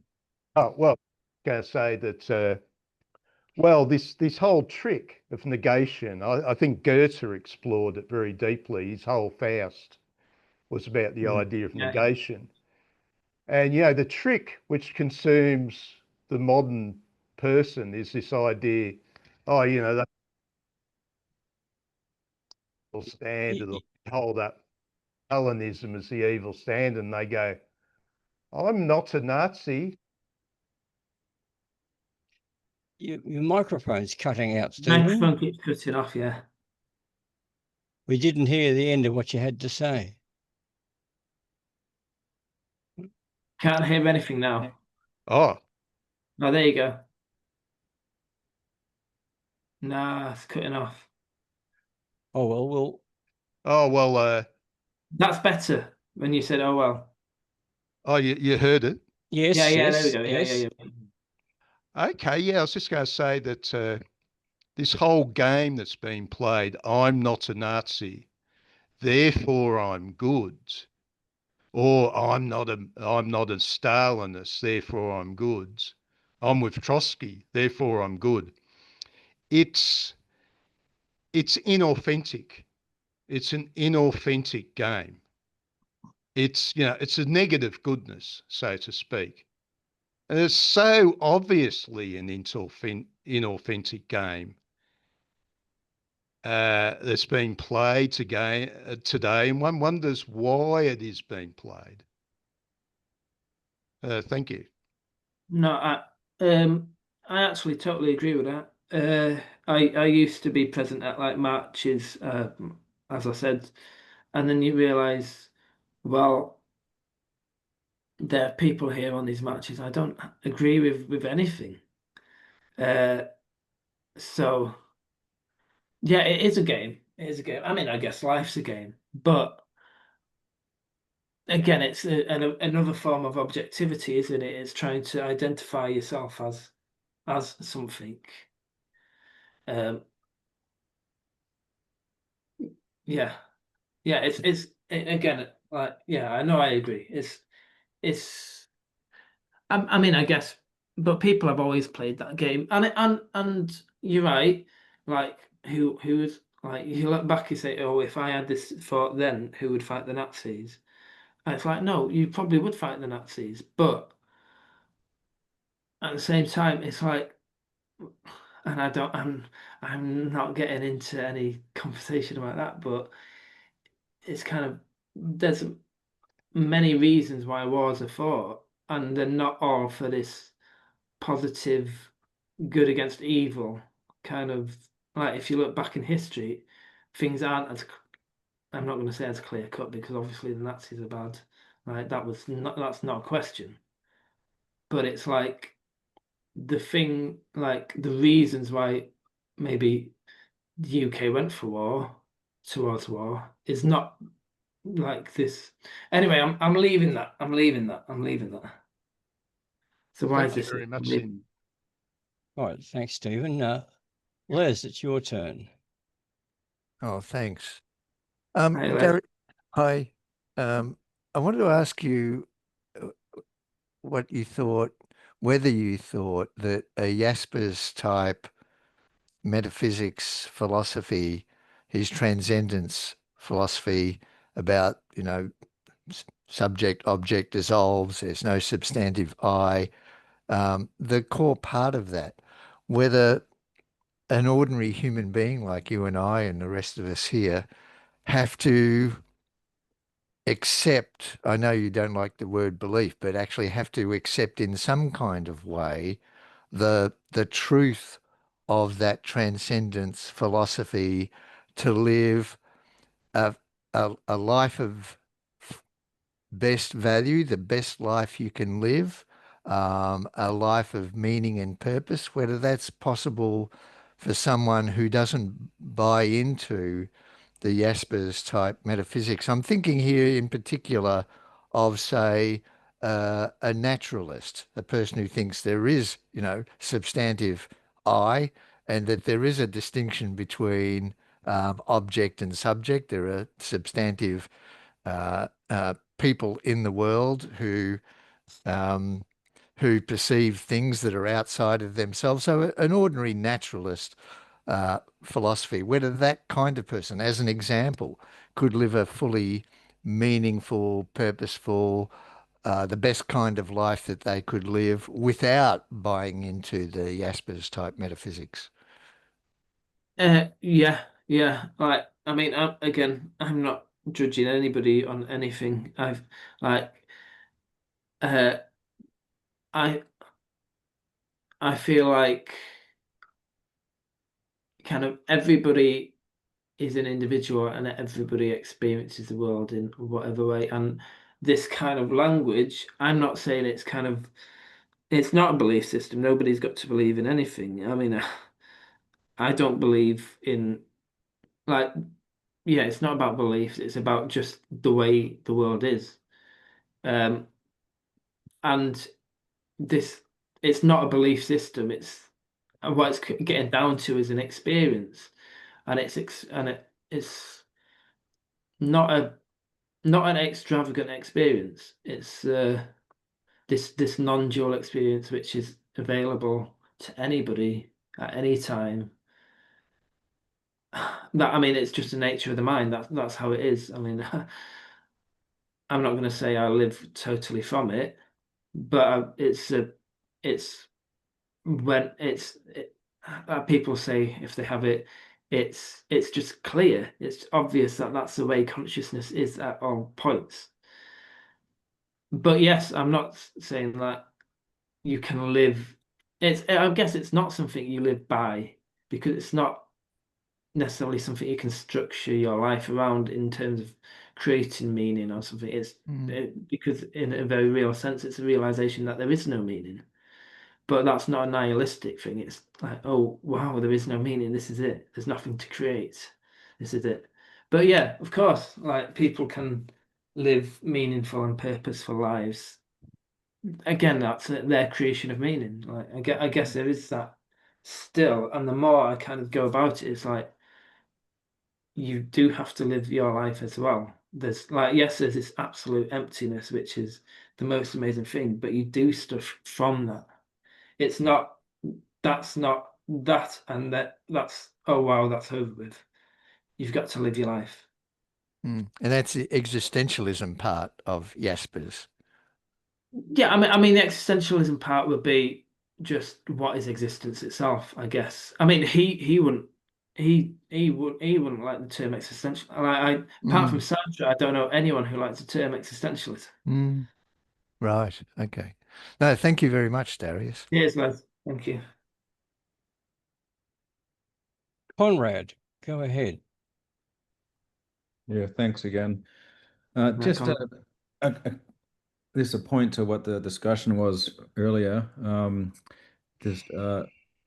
that this Israel-Palestine-Gaza conflict, from the perspective of the certain individuals in Israel, we have to remember that there's a very simple truth to what's going on. Because like on the one hand, we have 40,000 deaths compared to 1,000 deaths. And now a lot of people are saying, hey, this is now you've gone beyond what you should have done, and this is, genocide or whatever.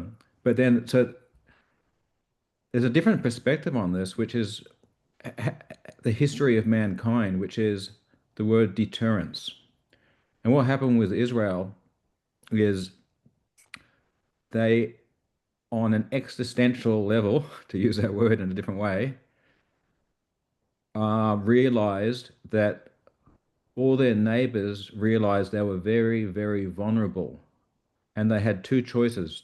They had a choice to do a limited strike, and then they would still be considered very weak, and their survival would be at risk according to those individuals. Or they could do an overwhelming destruction of their enemies, in quotes. And they did that to the Lebanese Hezbollah. They did that to the Iranians. They did that to the Syrians when they talk about help take out Assad. And they did that to the Sudan. And they did that to even in Iraq. They did it everywhere.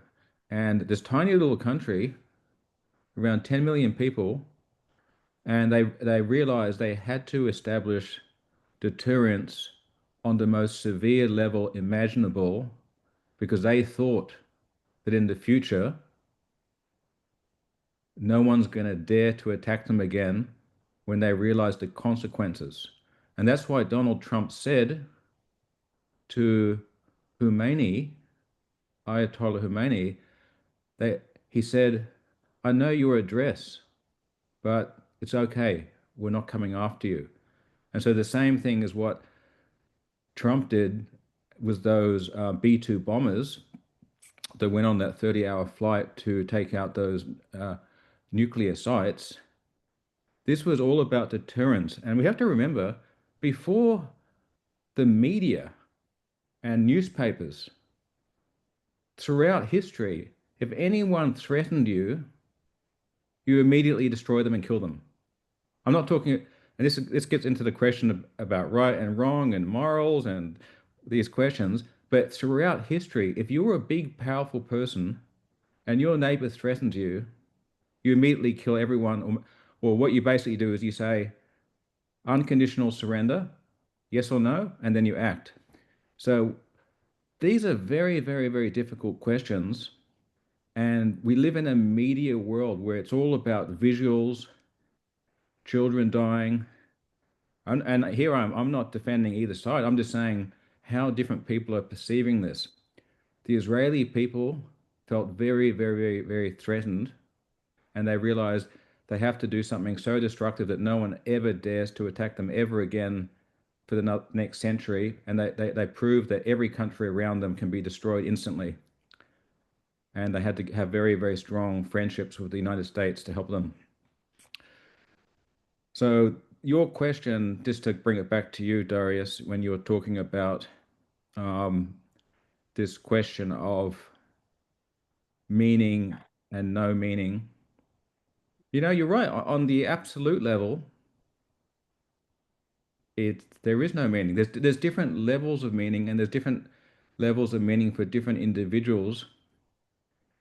And then if you start to apply things like utilitarianism, trying to work out what's fair, and the United Nations comes up with this just war theory and all these ideas about what you're allowed to do in war and not allowed to use this and can't do that and can't use human shields. This is a very new phenomena in all of, no animal on the universe does this. No humans ever did this in history. Every human in history, their survival of their tribe was the most important thing, and there was no United Nations.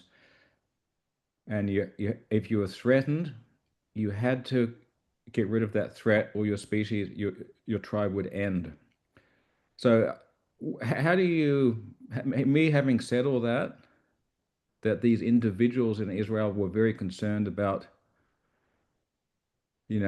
end of times type questions, and to solve that end of times type questions, they had to do what they had to do, and that was considered wrong in the eyes of most countries, including yourself.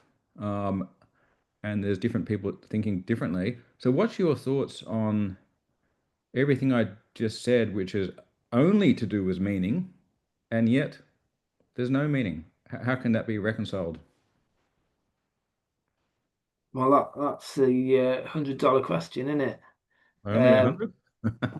Yeah, it's how can it be reconciled? And a paradox and dialectics are, I mean, that is what life is. I mean, obviously, there's, I mean, a whole other amount of questions that can come from what you've said, but I'm just going to kind of focus on what we're talking about. Yeah, how can we? And Jaspers actually does. He highlights these many ways about of looking at knowledge. And yes, there's very much different levels. And like I said, what's actually been talked about here, I believe, through my experiences or whatever, this fullness of being has nothing to do with morality whatsoever. So I'm kind of like, in terms of what I think, I mean, obviously this whole thing didn't just start on October the 7th, like, but we're not talking about that. This is, I mean, obviously you can look back in the history of the universe and say countries have just done whatever they wanted, but this isn't history of the universe, is it? We're kind of hopefully trying to move towards better things. So the argument that people have always done this, yes, that's an argument.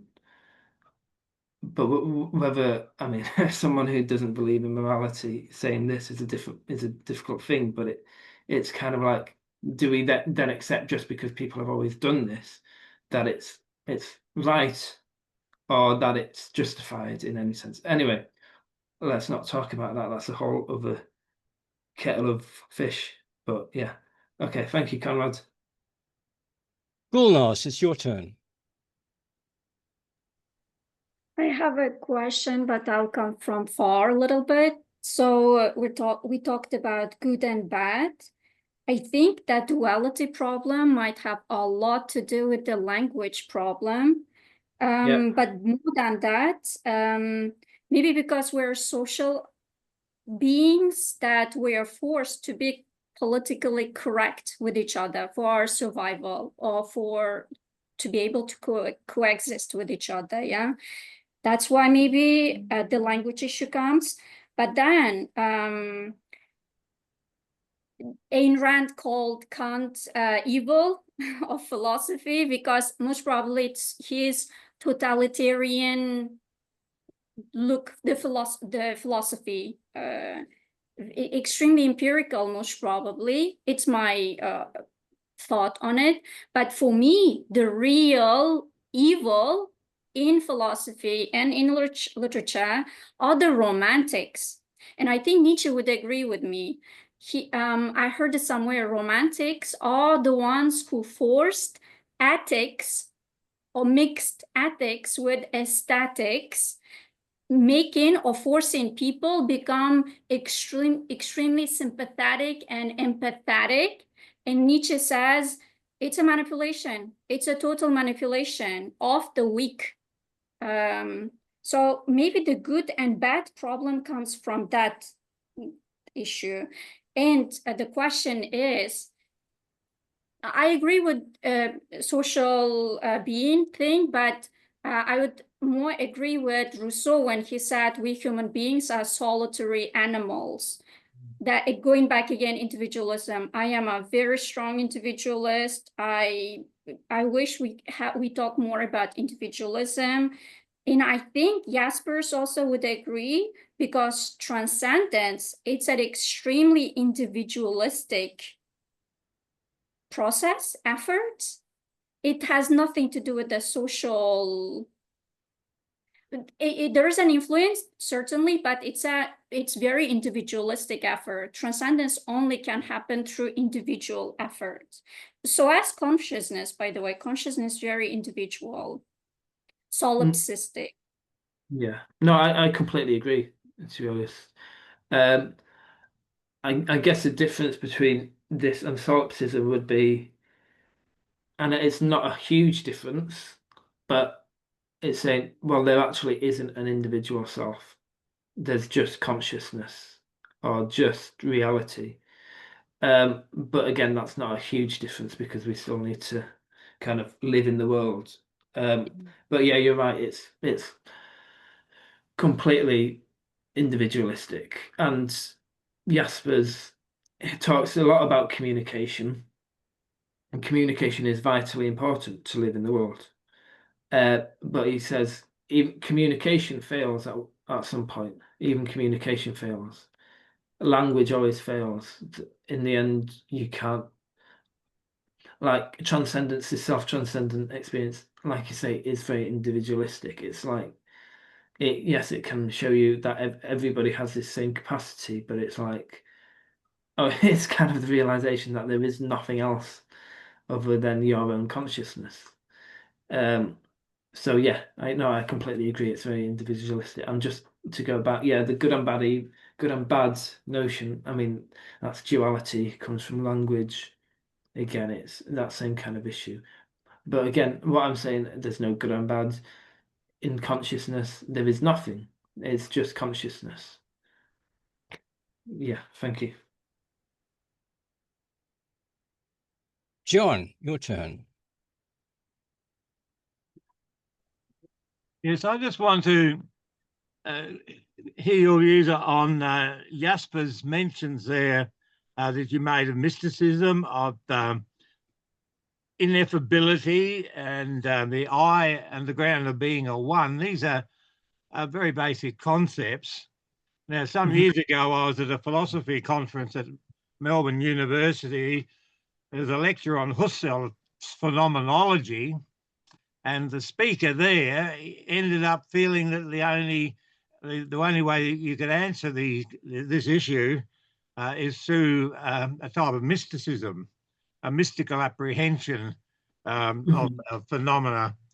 And then David Miller has given talks on Gnostics, Valentinus, and others, and the same sort of thing has come out very clearly. The Gnostics, for example, had a very clear view of humanity in general. They had the four levels. There were the Hylics, who were the lowest level at the material, sort of materialist level, earthly level, which Hylic means. And the Psychics, they tended to be the more intellectual. Then you had the Pneumatics, who were digging a bit deeper into intuitional and into stressing feelings. But then they placed themselves as Gnostics at the highest level, and the whole issue, of course, there was to know reality, to know thyself. And so much of it was the bridal chamber, the unity, the mystical union, the bringing together in order to reach that ineffable unity that they were looking for. So I just wonder whether the Gnostics had some, very important insights 2,000 years ago. And, and we're struggling with them today still, but they had cottoned onto it many, many years ago. especially this whole idea of reaching the ineffable and then being at one with reality and the unity. I'm just wondering if you'd like to comment on that. Oh, no, I mean, certainly, I think that is kind of what Jaspers is getting at. That is that basic, like, I mean, Jaspers, again, talking through language, but I think Jaspers is different to Gnostics in one extreme way, and he's saying that this transcendence, it can't just be sorry, it can't just be transcendence. It has to be a reconciliation between transcendence and immanence, as in, like, the world has to be transformed. You still have to live in the world. So it's this realization, yes, there's nothing but God, as in the world and everyone else in it is also just consciousness or God or whatever you want to call it. The more I think God is just a term for consciousness. But that is the reality is just expressed through everything. So it's not.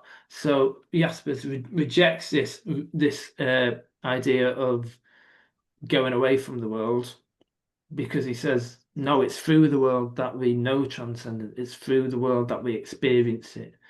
You might say it's rejecting the world as rejecting this gift of life, because it's very easy to kind of go away and just kind of experience it on your own, which is good and fine and great. But you've got to kind of make that work in the rest of your life. It's fine saying, oh, I've had this experience once, but what's the point in once? It's not, like, unfortunately, it's not a one and done kind of thing. Like, you've got to kind of incorporate it. But yeah, no, I think totally. It's just this, and at heart there is no issue because it is all the time. There's nothing other than it. But how do we get to know that? That's the question. But yeah, completely. It's the same kind of thing, being one with reality. Yeah. Did you want to respond, John? No. You also mentioned Nick and his quest for union, for the unity, and that's the talk that you referred to before. But I always had a bit of an issue with him, that he somehow didn't deal very well with the dualities of life. Somehow or other, you get the dualities, but there's the unity, and that they're always sort of working together. But you can't dismiss one or the other, and you don't seem to ever quite reach the unity. The unity then is often the two in the one, and so it makes the three. But it's not just a one. There's always the two plus the one.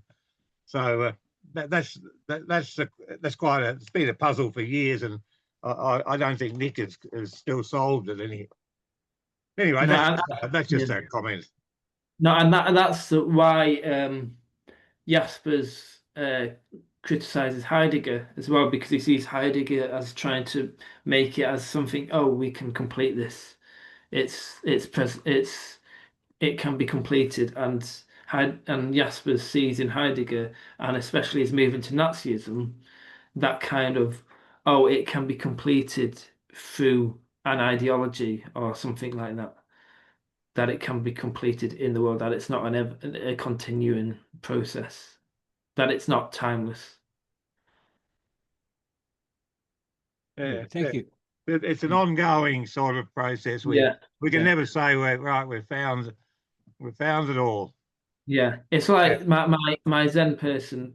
He would say, like, enlightenment is not it's not a state you reach. It's not, oh, I'm enlightened now. It's kind of, enlightenment is something that's happening. It's a process, and yet at the same time we are eternally that.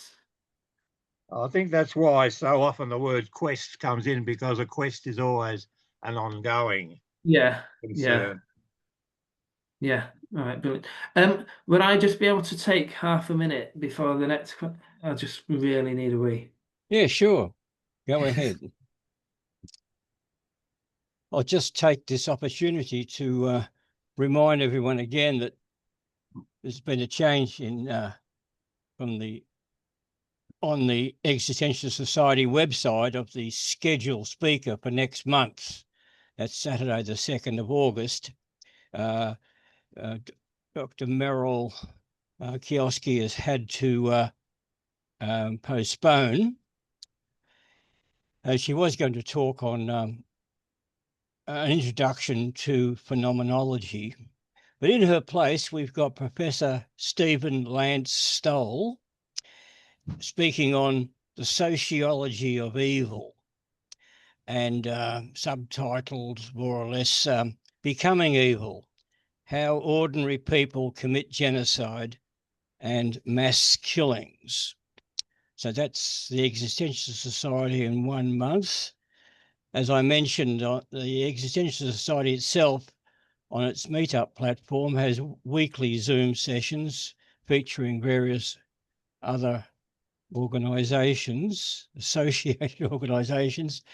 So next week, the agnostics group, we've got Dr. Thor May speaking on populist religion. Why religion is like football, TV, and a drink down the pub. So that's next week. Okay. Darius is back. So Elle, it's your turn. Thanks. Yeah, thank you.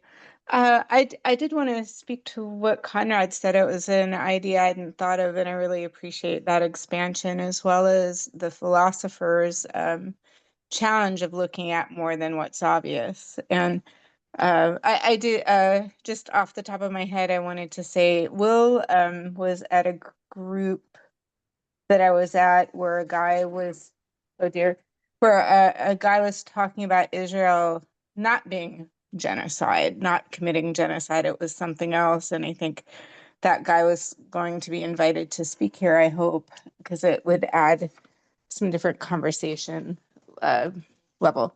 I wonder about like language and this idea of evil or right and wrong, and the conversations about like moral judgments that have come up here. It's almost like looking, I think of it as like, there's, when you look at a painting and it's on a white background and you see the black image, you're focusing on the black image, for instance, but you're not looking at the white space. But the conversation is much bigger than, yeah, it's complex. It's actually much more complex. And if you start to notice sort of the space that we take for granted, and I think that came up in your language reference, that it does add complexity to the world. And I think like applying that politically, how certain people are relevant and other people are not, and how like the how do you say that, the Uyghurs in China, a million Uyghurs, people, Uyghurs, yeah. So like how I never hear them brought up unless I bring them up, or Sudan, like extraordinary horror, and so many other areas that don't have the political sexiness, I guess. And so how we pay attention to certain things and don't pay attention to others. So I think of it in terms of like in language, we'll pay attention to, well, certain songs or certain rhythm. We'll have attraction to certain art, to certain speakers and how they deliver. But we ignore other, and I think the mystery is also in what we ignore. And so I appreciated the expansion of the complexity, both of that subject that is normally brought up here, but also oh yeah. And then I was thinking like I kind of think of the world in both like poetry, art, often, and speeches, and so much of what we witness in the world or experience in the world from a system standpoint. Like if you look at if you look at the bigger picture, at the puzzle of it, it adds more complexity and depth. I don't see that happening in world politics or like even curiosity necessarily, to know why people believe certain things or to even ask. And I think that's a missing ingredient, frankly, to any possibility of civility and civil discourse and humanity. But I'm curious if the philosopher like speaks to that. So it sounds like from what you've described, he has some interest in looking at larger questions, existential questions, and sort of the relation.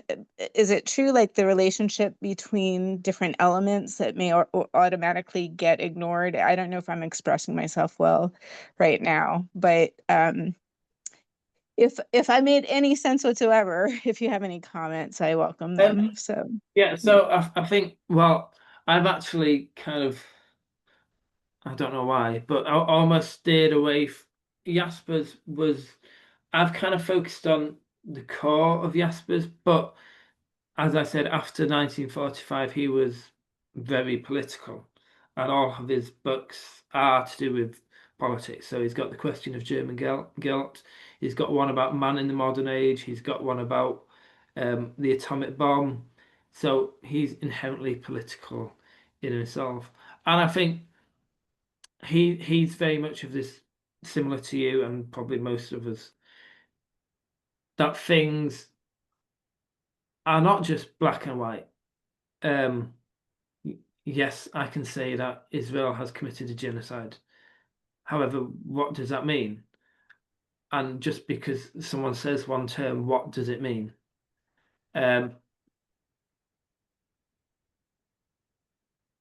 Yeah, I don't want to get too far into that because that can kick off a whole other thing. But you're right about what people focus on. I know why my focus has been on Israel Palestine, because I study Jewish theology, but it's also because I mean, but yes, you're right. In Sudan, in in Burma, there was a genocide a few years ago. In China, this is the thing about the world, that there are endless atrocities, endless. Jaspers talks about possibilities within the world, and like there are endlessness of possibilities, good, bad, whatever, endless, and thing is, you can never ever include every single one. And so I think this is why reality is like a paradox, but most people think that they're focused on something, oh, this is the most important thing. But being aware that there's so much is kind of, yeah, overwhelming. But yeah, I don't know if that's gone any way to answering what you said, but yeah. Stephen, go ahead. Oh, yeah, I was a bit curious in history about, the axial age that Jaspers brought up, Yeah. this huge turning point. One of the interesting things is we don't actually understand the pre-axial age peoples anymore. What we notice of them, on one level, they seem very concrete. On the other level, they had these crazy mystery religions like the Bacchanalians, which Nietzsche absolutely loved. He thought, we've gone the wrong way with the axial age reason and the skepticism. Like, for example, skepticism seems to have been almost a product of the axial age reason. And of course, the axial age creates the rational God, the absolute God. You have to imagine, if there's something big, then our God is bigger than that. And if you imagine something bigger again, it's just bigger, because we came out of the age of the medieval absolute God. And then they threw got under the bus and man decided he'll go his own way. But the mysterious thing is they've continued with the absolutism. For example, the rationalists are chasing the absolute answer to everything. Nietzsche famously rejected this and said, oh, well, it's Steinism, you know. You can go one way or the other, and it's more a question of balance. You won't find that absolute nail. You won't be able to absolutely nail everything down, was his sort of a claim. But of course, we end up with absolute totalitarian states, the Nazis, Mao, the Marxists who think we'll give the world our absolute utopia after we've killed a few million, but it'll be a paradise, you know. So I was just wondering what you think of, you know, the sort of absolutist tendency of the modern mind. Thank you.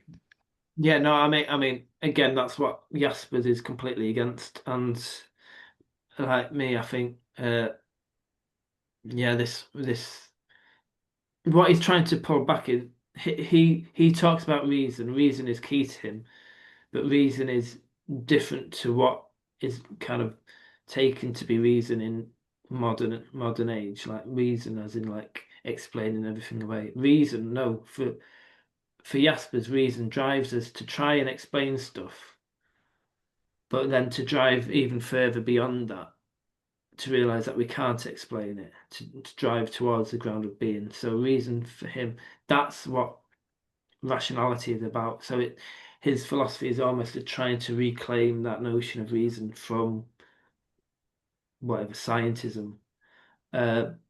And again, it's like you can see this in, I don't know how much you know about Sam Harris and his meditation app and stuff like that, and his non-dual, but he's a rational philosopher.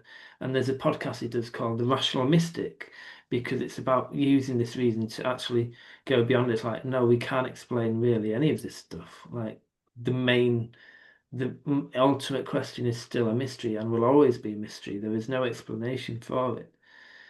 So yeah. So again, like it's a rational philosophy, but it's reason which takes it to its limits, and he realizes that no, trying to claim back that sense of mystery, and he is very influenced. Max Weber was actually one of his closest friends who have talked about the disenchantment of modern society, and so it's trying to reclaim a sense of mystery. Thank you very much. John, it's your turn. Yeah, there's just one other thing I wanted to raise, Yeah. and that is this Gnostic way of categorizing the religions of the world, and the honest study of the early church looks like Christianity began as a Gnostic religion, and they drew up lots of allegories and metaphors. When they had stories, they saw them clearly as metaphors, which were allowing some inner mental or mystical process. Whereas what happened was that it was the literalists who said, "Oh, this is all, very highfalutin stuff," and so they went back to the idea that everything that's written in the Bible was literalistic. Yeah. So they become the literalists. And of course, the Roman Catholics took that up, and the Protestants took it up, and now you've got the fundamentalists who actually hold the absurd position that every word of the Bible has to be taken as literally true. Whereas the other day I said in some context that I believe at least 90% of the Bible is actually allegorical mythology. So I just wondering on your comment on how this type of thinking, these stages of the Heilig and psychics on the fundamentalist level, and and then the pneumatic and Gnostic type thinking on the mystical higher level and the allegorical metaphorical level are still fitting in our whole system today. Yeah. Well, I mean, there's a lot of things I could say. Like, so Jaspers, one of his key concepts, which I haven't even talked about, is ciphers. So he believes like everything can be a cipher which points towards transcendence, which points towards the ground of being. So the story of Job, for instance, is a cipher, one of the key ciphers which he mentions. But so the Bible itself, like lots of, I mean, everything can be a cipher, existence is a cipher. But going back to this idea that, yeah, so at the heart of all religions, all mystical traditions is this idea, this Gnostic idea of union with reality. But most religions kind of go away from it and become institutionalized. And yeah, I can't remember who it was, but this idea of ontotheology, that it's maybe when the Christian idea of God, this experience, got mixed in with the Greek idea of ontology and thought and being, and so then the idea of this experience came to be viewed as an idea of a supreme God. But yeah, so maybe it came about in that area. But at heart of it, I mean, so Jesus, for instance, would be for Jaspers. He's just an exemplar of existence. He's not this supreme Godhead. He's just an example of someone who found the truth and lived it, just like the Buddha, just like Confucius, just like Lao Tzu, just like anybody.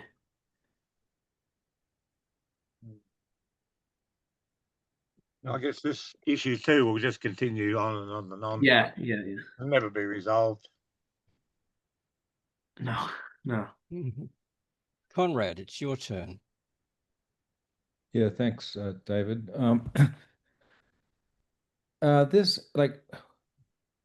This topic we're talking about meaning, understanding, whether they're good and evil, or whether we can't judge that, as you believe, Darius.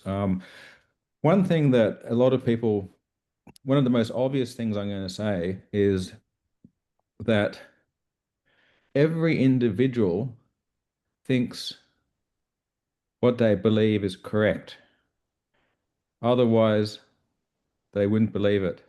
So you have different tribes, different religions, and the individuals in those religions or in those ideologies, they have no idea, well, they do, but they don't really have any idea that the other people completely disagree with them.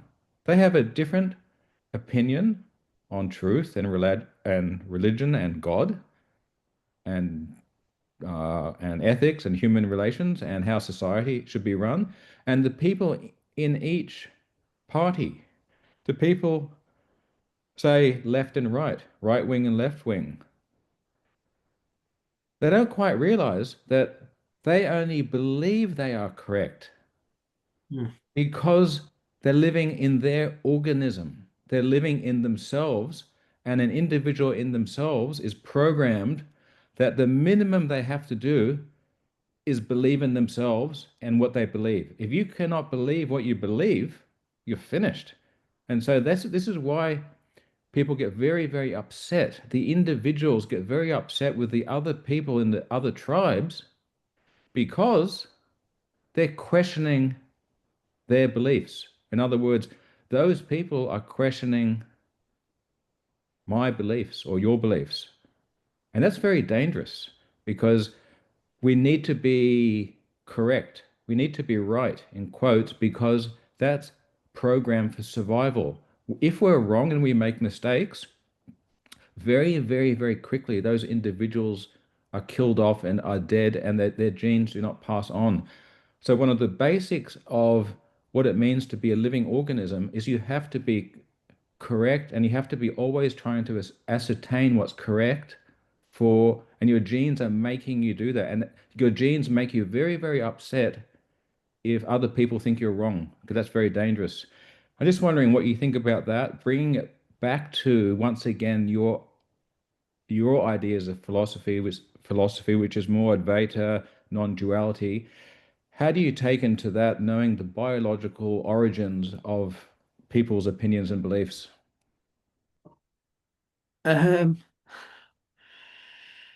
No, I mean I agree with what you said, and I mean I don't really know how to like what to say to it, to be honest. What do I think about it? I mean, I think that yes, people are programmed that way, like that is, and we want to be part of a system. And in actual fact, I don't see anything wrong with that. I think that that is part of life. But I also think that we are more than that, which in maybe doesn't have to contradict, maybe does have to contradict. But again, it's an embracing of a paradox. Yeah, I mean, I don't really know what more I can say on that, to be Let me honest. make it more pointed towards you. Are you aware that your biological organism wants you to have certainty, and your philosophy, which I agree with your philosophy a lot, is trying to break out of that construct? Yeah, no, I'm very, very aware of that. Yeah. No, I'm well aware of that. I'm not saying it's like the easiest, uh, but I guess it's truth, isn't it? Exactly. Yeah. But then again, I'm not saying it's easiest, but when you do have glimpses or whatever of being itself, which is totally beyond everything, it is more real than anything else. Well said. No, thank you, Conrad. Thank you. Elle, go ahead. Thanks. Yeah. I was wondering what the philosopher would say about I don't I wonder what the philosopher would say about the unifocus on the word genocide. We don't know exactly what that is. Again, there's a debate about that with Israel, but that it's never applied to any of the surrounding countries. Conrad had referenced earlier have tried to eliminate Israel. It's actually in their doctrines, and also eliminate their own people.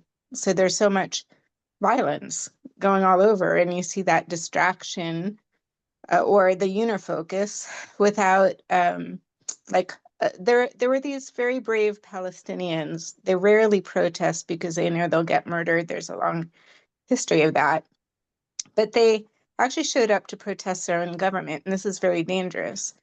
But yet no one seems that I know of in advocates for this group are actually care. Like they're not giving it voice. People who are safer outside of that area aren't giving it voice. So I wonder what the philosopher would say about the moral implications. And since he was political later in his life and anti-fascist, why is it okay that that one's own government murders you and that gets no attention, but and also steals, any infrastructure, a lot of infrastructure that could have created a beautiful city and peace. So, like, I guess I don't understand the unifocus on it when if we look at the power of language and indoctrination, it's pretty severe as well. And I don't know that that's really got attention. And for me, speaking to the importance of survival, I want my friends to survive. I want the area to survive. I do want peace. Like realistically, how to get that, it's impossible when violence that's perpetrated isn't addressed. It's just silent and accepted, I guess, or not noticed. I once went to this training and I thought it sounded good. It was called Jewish Voice for Peace. And what I didn't know is that it's very much indoctrination. It teaches you to shut out any conversation that is not specific to this theme, which is Israel is bad, basically, and that any attention to suffering of the hostages. This training happened right around October 2023, after October 7th. And so I was surprised. And I know someone who'd gone to it who had worked in the very hopeful elections when Hamas got elected, actually, because they've been in power for 15, 20 years. But she was at that free election initially helping Palestinians, and there was hope at that time that there could have been peace and progress.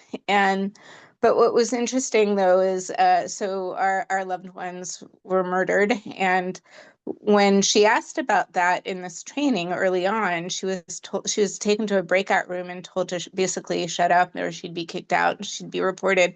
And there's orientation that is like jihadist sort of orientation, and so it's a very interesting group because it has external influence that one wouldn't expect.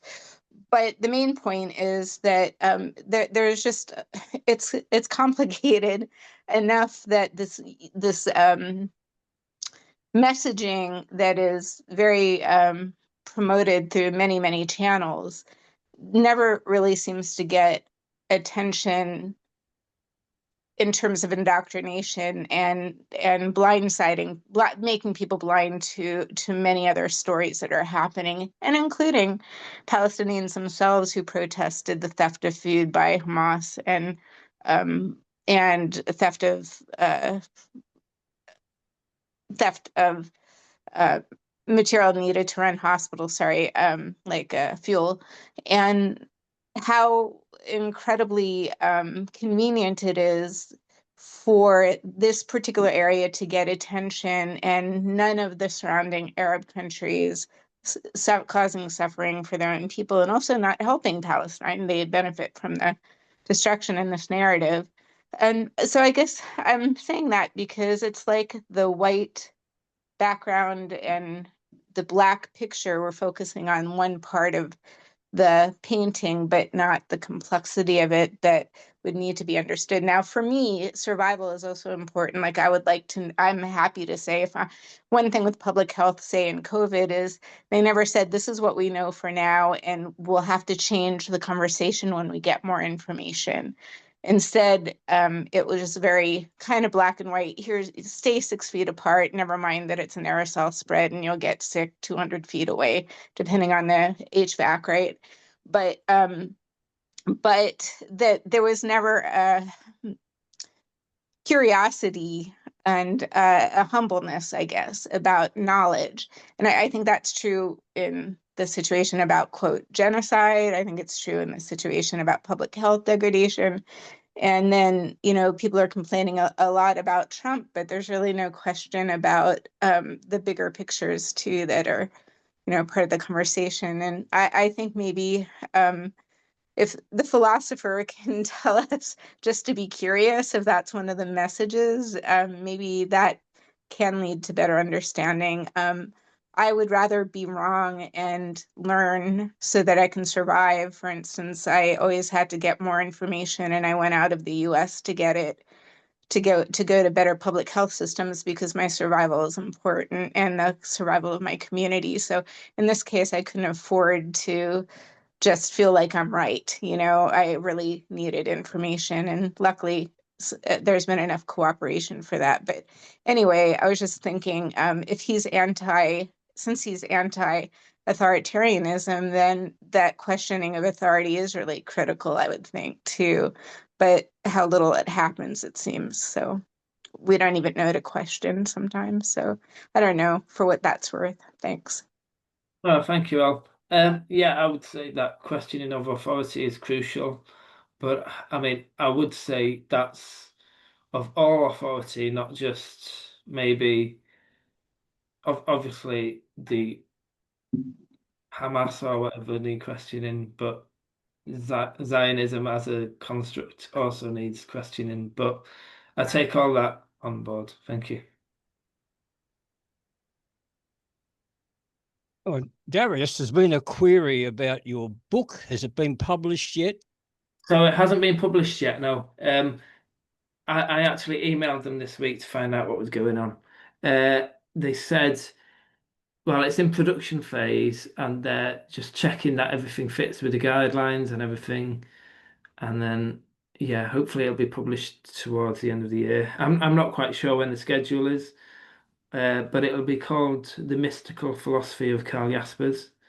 and it's it is my thesis, but it's updated, and I actually was surprised at how little I'd read for my thesis, and so I did a lot more reading for the actual book itself. But if anybody's interested, I can put my email address and yes, put your email address in the chat. yeah. Yeah, so anybody interested can just contact me on that, and then I'll let them know.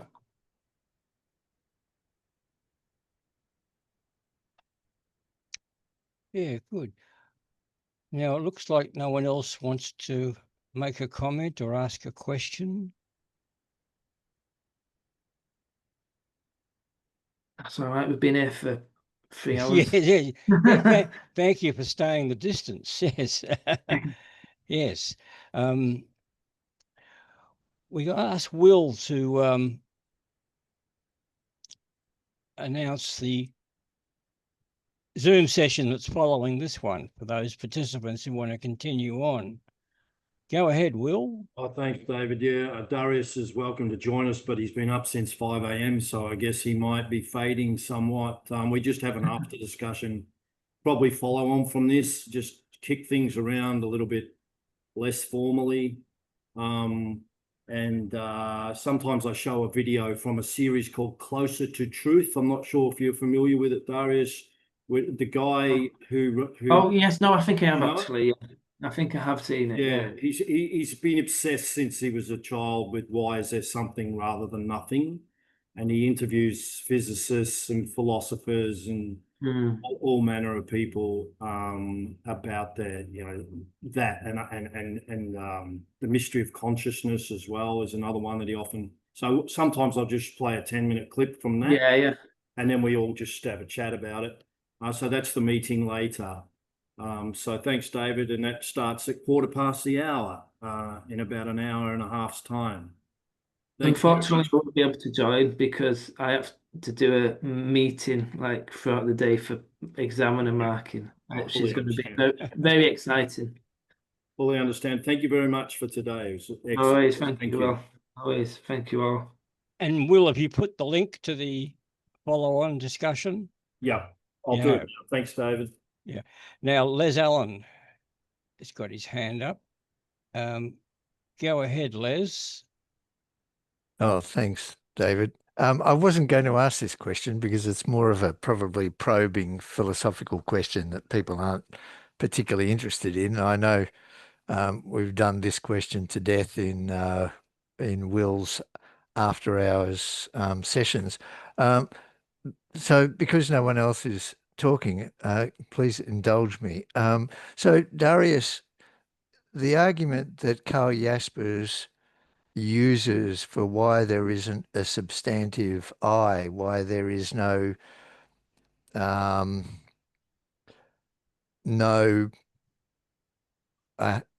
hate to use the word objective because he doesn't like that word because he thinks in the end there is no objectivity. But there is no real, maybe that's the word to use, there is no real subject-object distinction. And part of that is that there is no substantive I. And the argument that you presented that he uses is that when you look at your mental life, you only come across individual instances of a mental event like a pain or a perception of a seeming tree, and you don't actually have a perception or a apprehension of your I, and therefore the conclusion is there is no real I. And that's the same argument that David Hume uses in his argument, there's some commentary around that David Hume got that argument from a Buddhist that was visiting Scotland at the time, because the Buddhists use a similar argument, or if not an identical argument. You can't actually catch yourself. You can't actually catch your substantive I.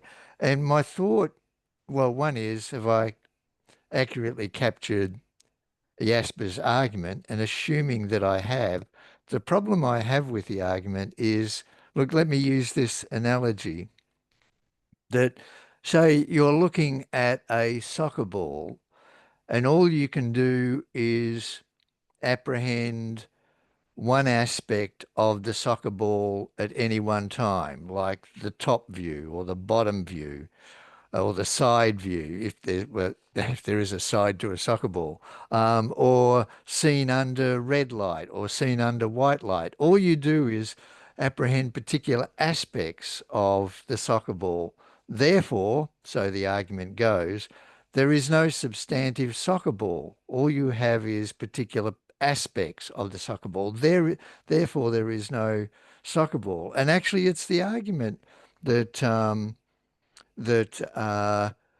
Bishop Berkeley uses for arguing against a substantive materiality.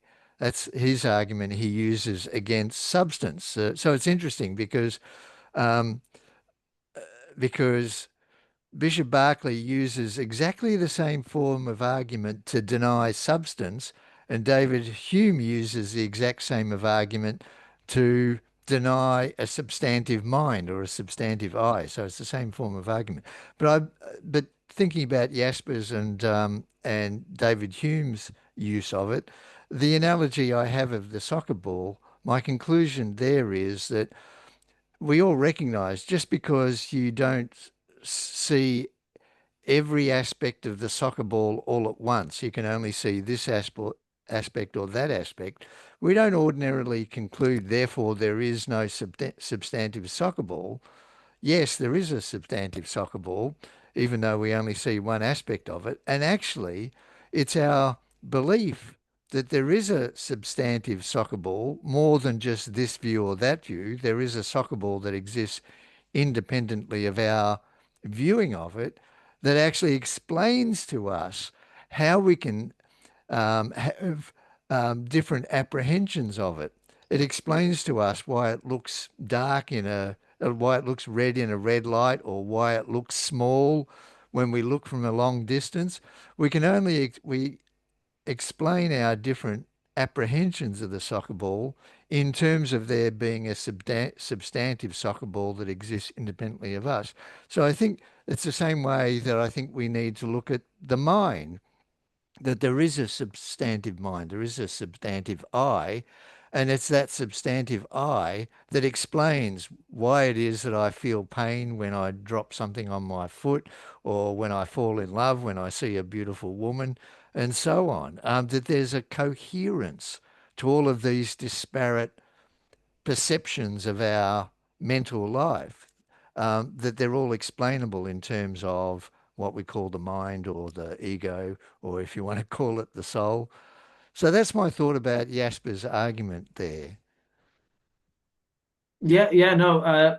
So I mean, again, we didn't go through it, but he has these ideas of different types of knowledge, uncertainty, this kind of scientific, maybe explaining the world as a whole, explaining all our different views. That is part of knowledge, but it's not the ultimate knowledge. Rather, maybe in the world now, scientism is kind of placing that knowledge as highest, but no, Jasper says the highest is that question of consciousness itself, which is another question. And yes, you might say, I see this laptop. I see you, so I assume that you're in this house and all that. But that really means nothing to me. That question of like wholeness. That it's just really what's here, what I am, and can ever be, is just kind of the experience. Like I can never contain like everything at the same time. I can only contain this here now. And yes, I am this here now. But it's kind of almost a contextless. Yeah. Anyway, it's consciousness. I don't really know how. It's yeah. No, thanks, Darius. Cheers. Right, this might have to be the last question because I need a break before I have my long meeting.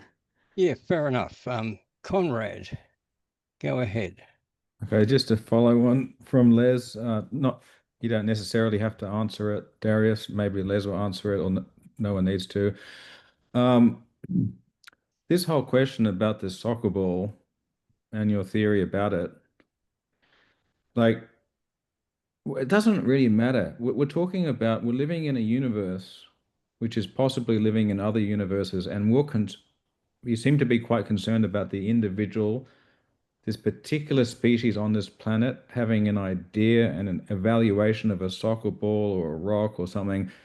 For me, it's like there's either everything is consciousness or everything is real. We don't know the answer to that. No one has ever proven it, to my knowledge. But isn't it more interesting to ask the question, Les or Darius, just take yourself out of the formula, take yourself out of the question and think, what does that what is the meaning of that soccer ball if you never ever existed? And if you don't like that question, if no humans ever existed, and just forget about the Earth, let's just take the rest of the universe. In other words, what I'm trying to say is you're looking at the soccer ball through the lens of the senses. Sight. Who cares about sight? Or touch? Who cares about you can feel its shape? Right? So there's actually something more extraordinary beyond these mere faculties, of which, to be honest, Darius was talking about in his presentation of Jaspers and the transcendence and the other ideas related to that, which are trying to go beyond the soccer ball. Yeah, it's that famous, the Zen koan, like if a tree falls in the woods and there's nobody around to hear it, does it make a sound? It's all these kind of things. It's like and going back to what Elle was speaking about horrible things happening in other places. I mean, yes, and we like there's probably horrible things happening around everywhere that we do not know about, and what impact has it made upon us? Like, and that's not to dismiss things, but that's just to say, like, we can only deal with and like Gunnar was saying, like, it's very individualistic because it is. Like, we can only deal with our consciousness. That's all we have. That's, in essence, all there is to us. Yeah. I think we're so stuck, we're so self-referential all our lives. We're constantly thinking about how we're thinking, how we're seeing, how we're responding, how people are perceiving us, not realizing we're the equivalent of an organelle within a cell, within an organ, within a species, within a living organism, right? And we take this godly manifestation of being the center of the universe, right? Not realizing we need to be more humble and realize there's something more magical, mysterious, beautiful, powerful than what our thoughts and beliefs are. Hence my talk earlier about beliefs and opinions. Mm-hmm. Yeah. Yeah. No. Brilliant. I mean, and this is all about it.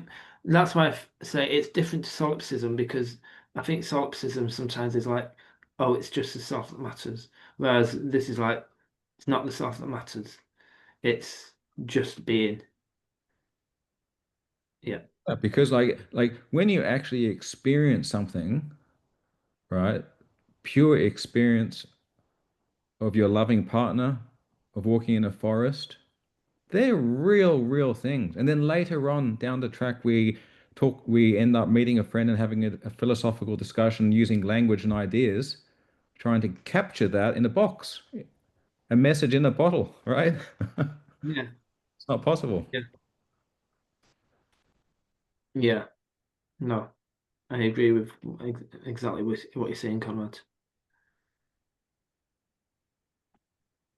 And this is why it's sometimes like is silence the best option? Right. But yeah, we have to talk, unfortunately. Well, thank you, Darius, for your presentation on Karl Jaspers. Thank you. And perhaps we could all give our appreciation. No, thank you all. Thank you. Right, good. Cheerio. Cheers. Thank you. See you later. Bye.